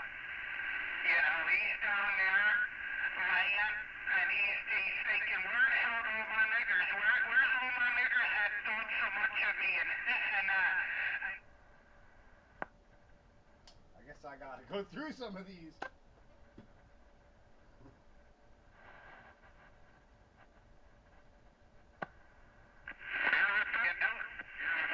I don't want you to just go away and keep your mouth shut. That's what I want you to do. Because you ain't gonna shut down, so shut up. Yeah, shut up. Hey, my signal's back up. What'd you choose? What'd you do, Art? You changed something. I forgot about all that. Just shut up. Just go away. Just go away. I'm touch nut, not a touch nut. That's weird. Because now everything's back to normal again. What a crackpot.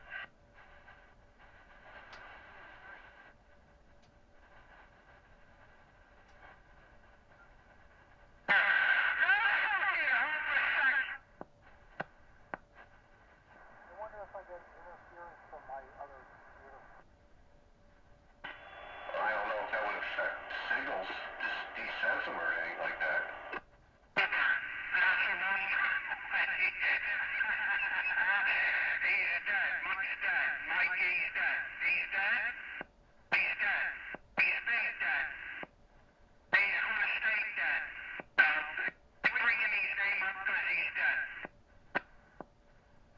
Yeah, don't worry about it, he's dead. Stop talking about him. Stop bringing his name up. He's dead. And he's gonna stay dead. Somebody's probably gonna, that sandbag is gonna give him a phone call. I don't care. It's classic and it's funny. Yeah, I bet. Chuck's ready. We wouldn't want that. Nah, we don't want that. Seems like the agenda was the same and it just kept repeating over and over. Well, you know, there just wasn't a whole lot of variety there. One trick pony. Yeah.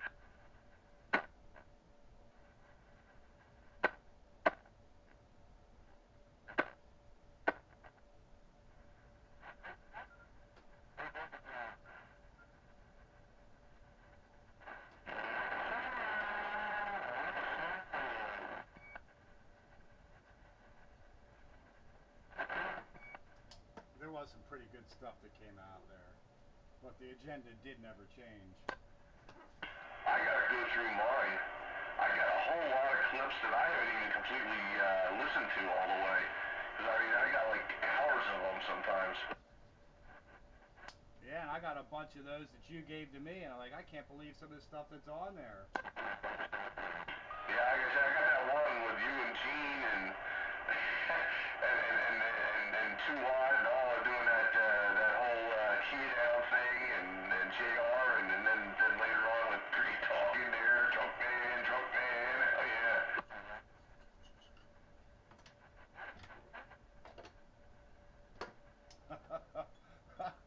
a little on the crazy side, but you know, that was what was there. Yeah. And, you know, yeah, when you have the affordability that time gives you to look back on it, you can kind of chuckle, but at the time it was getting old. Yeah, there was some fun, but there was a lot of tiresome. I was like, well, you can't beat them, join them.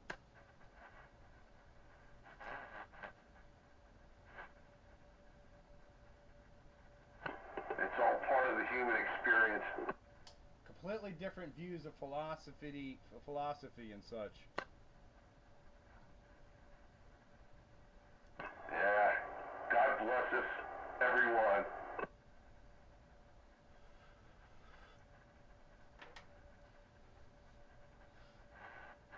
But it did bring out some creativity, but there was a whole lot of headache.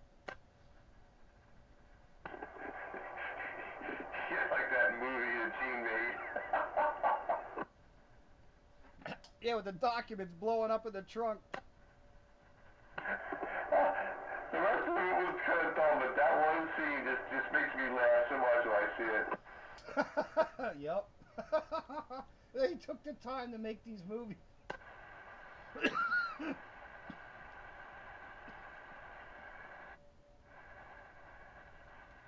The creativity. Coal Cracker Productions. Communist Pennsylvania. He was buying Barbie dolls and cars and stuff off of eBay to use in his movies. His wife must have been wondering, what the hell is he buying Barbie dolls for? You got some strange fetish that I don't know about? That's too funny.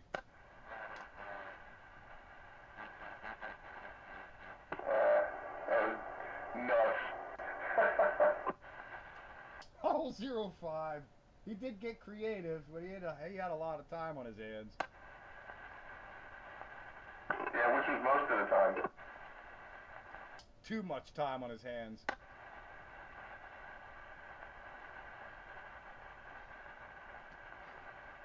Classic Radio Roundup 27115, where classic CB radio antics will be remembered for good or ill. I'm going to have to put some effort one of these days to get that Collins amplifier back running. A little piece of the past there. Bagger. That thing did stand up to the worst of abuse. Yeah, I guess, Bart. Hey, Falcon was saying that those casings, I think it was Falcon, was saying those casings might be similar to like some of the night radios. There was a guy I was talking to, he knew who made them, like Odyssey casings or something, and they were similar to like the sonars or something. Yeah, it's not a hell of a lot different than my Heath kit, but it's enough different that it won't match. But yeah, you might be right. I mean, they might have bought them in bulk from some company that just made them to their specs. Yeah, let me know what it is, height and width, and I'll tell you if it matches the sonars. Yeah, it's bigger than a sonar radio. I mean, this is this amplifier is probably probably bigger than your 2100. Okay, yeah, definitely not that one. Above that. The sonar is smaller than the 2100. Yeah.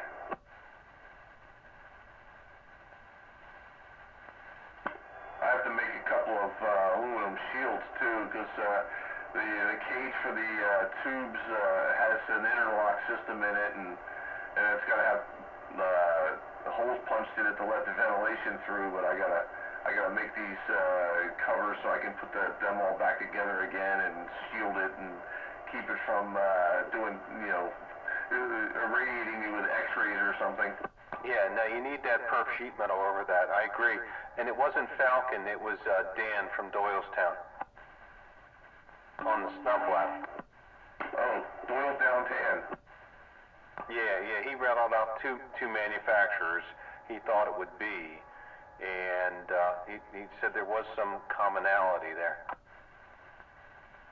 Yeah, I might have to just put a feeler out on eHam or eBay or someplace. Somebody might have a cover just lying around or something. They might want to get rid of real cheap. And it's a 301? It's a 30L-1. 30L-1, I got it. Yeah, made by Collins. Nah, I can't afford any of that highfalutin stuff. Come on. Yeah, when Gene bought that amp, he bought it from Paul. I think he paid $100 for it. Ron, can you see any of that Collins Rockwell stuff in your future? I don't know if I see any of these in my future. They keep blowing up. Oh, that's not a good attitude. Let's get rid of every one of them and get one nice one. Yeah, keep a positive attitude, Ron. Ask Sam Bagger. He's known me for 20 years or more, and I've blown up plenty of radios in that time, haven't I? A few. Not that many. Well, not that I blow them up, they just sort of self-destruct. Yeah, like a power transformer. Some with acrid smoke. I got them here, it's just everything turns on, it's just, I don't know the little minor stuff to get it going. Here's a secret, Ron. I'm going to tell you this, I don't tell this to too many people, but the secret is, you got to have a really big hammer. Yeah. Yep, BFH. And if that hammer didn't fix it, and wind up making things worse, well, it needed fixing anyway. Yeah. That's the way I see it. And the Sparky saw it. 90% everything's over here is nice and clean. It'll turn on, and I think it's all going to go to eBay. Hey, I can key up now. I hear you. hard to play two-way radio when your key up don't work. Well, it wasn't that. I didn't have a classic radio. I got yelled at for it. Nobody yelled. Just kind of gave you the buzzer. Oh, I got the buzzer. That one at the gong?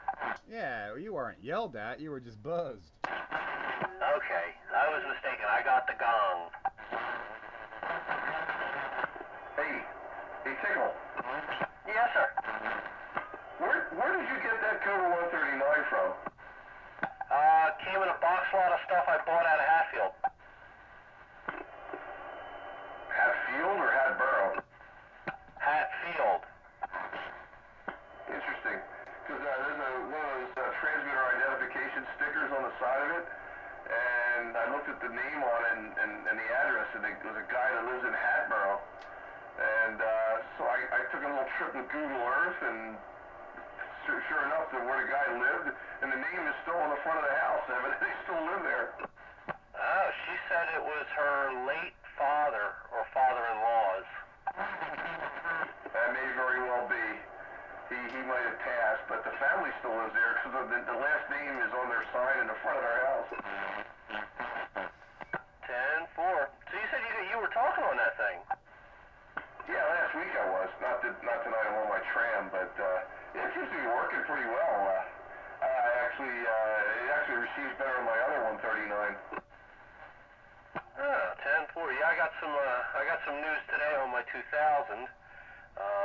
He's still getting it, but he's just about got it where he likes it. He's got to go do a couple more things to get it to where he 100% wants it. Oh, what? He's fixing it up for you? Yes, sir. Cameraman's got it. Ooh, what was wrong with it? It wouldn't even come up to channel 1. Oh, phase lock loop problem.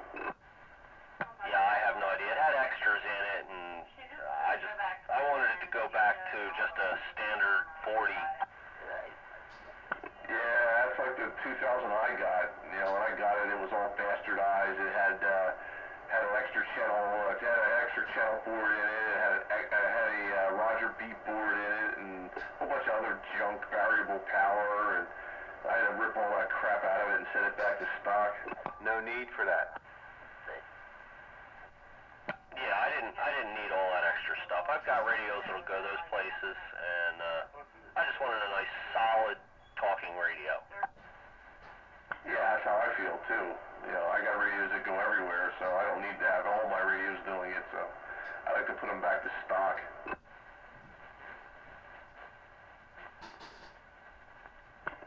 Except now I got 2 holes in the front of it that I got to cover up somehow or get a new bezel for it. Well, they make those new the replacement faces, just the sticker. Just throw the sticker over it. Yeah. That's what I'm going to do eventually. There's somebody that sells them on eBay, I noticed, so I might have to get them. Yeah, I've got a couple bookmarked, some of the custom ones. Get them while you can, because those people go out of business, you know? Yeah. There was a place that I saw that sold them locally down in Trevose had them. The old Trevose Electronics. They used to be a ham store, but they were selling CB stuff, and they had accessory aftermarket bezels for Cobra radios and stuff. They may have them too. Yeah, I got a black decal kit for a Cobra 2000. I'm going to do one of these days. I got a little bench time, all set up, hi-fi that baby. Yeah, that 139 came in the same lot as this radio that I'm talking on now, and an amplifier. Yep. Yeah. Probably belong to the same guy, huh? Yeah, it's like this. Like I said, it's this Ranger that I'm talking on was in the same box. Oh, that's a much newer radio. Yeah, well, my Cobra 2000 came from the same guy too. Huh.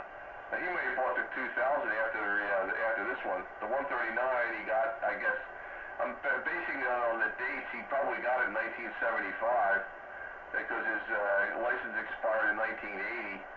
And the 40 channels came out in 77, so he probably bought the Cobra, 2000, like somewhere after that, and then this one got put to the side, I guess. Tickle. Yes, sir. You know when they look cool? When's that? You put the Cobra 2Ks next to the 139s, next to the 135s, next to the Cobra 1000 GTLs. It looks like some kind of like submarine control station. Yeah, they all have that same shape to them. Yeah, put a couple speakers in between them. 142. Yeah. Yeah, all the slant-faced radios. Yeah, no, the only one I'll have is the 2000. Sandbagger's got the 139 now. Hey, Break 1-3. Hear you guys out there. Just figured I'd let you know I'm sandbagging along out here. It's 752. Oh, always nice to have sandbaggers when there's a show on. Yeah. Greatest show on CB Radio, Classic Radio Roundup 27115 on the AM radio dial. Well, thank you for sandbagging. Yeah, it's your home for the classics. Yeah, classic radios, classic operators. Regency Imperial II, 13 glowing glass tubes. And my Tram D201 with like 20 tubes.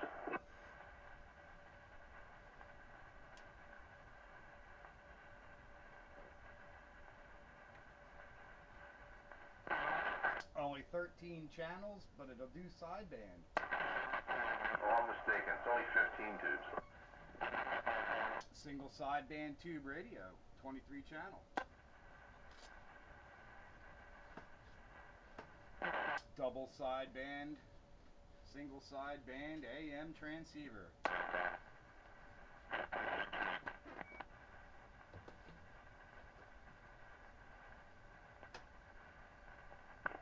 Yeah, unfortunately, it's getting to be that time. It's getting late. Yep, time for me to get ready to go that away. Classic Radio Roundup is almost over for me.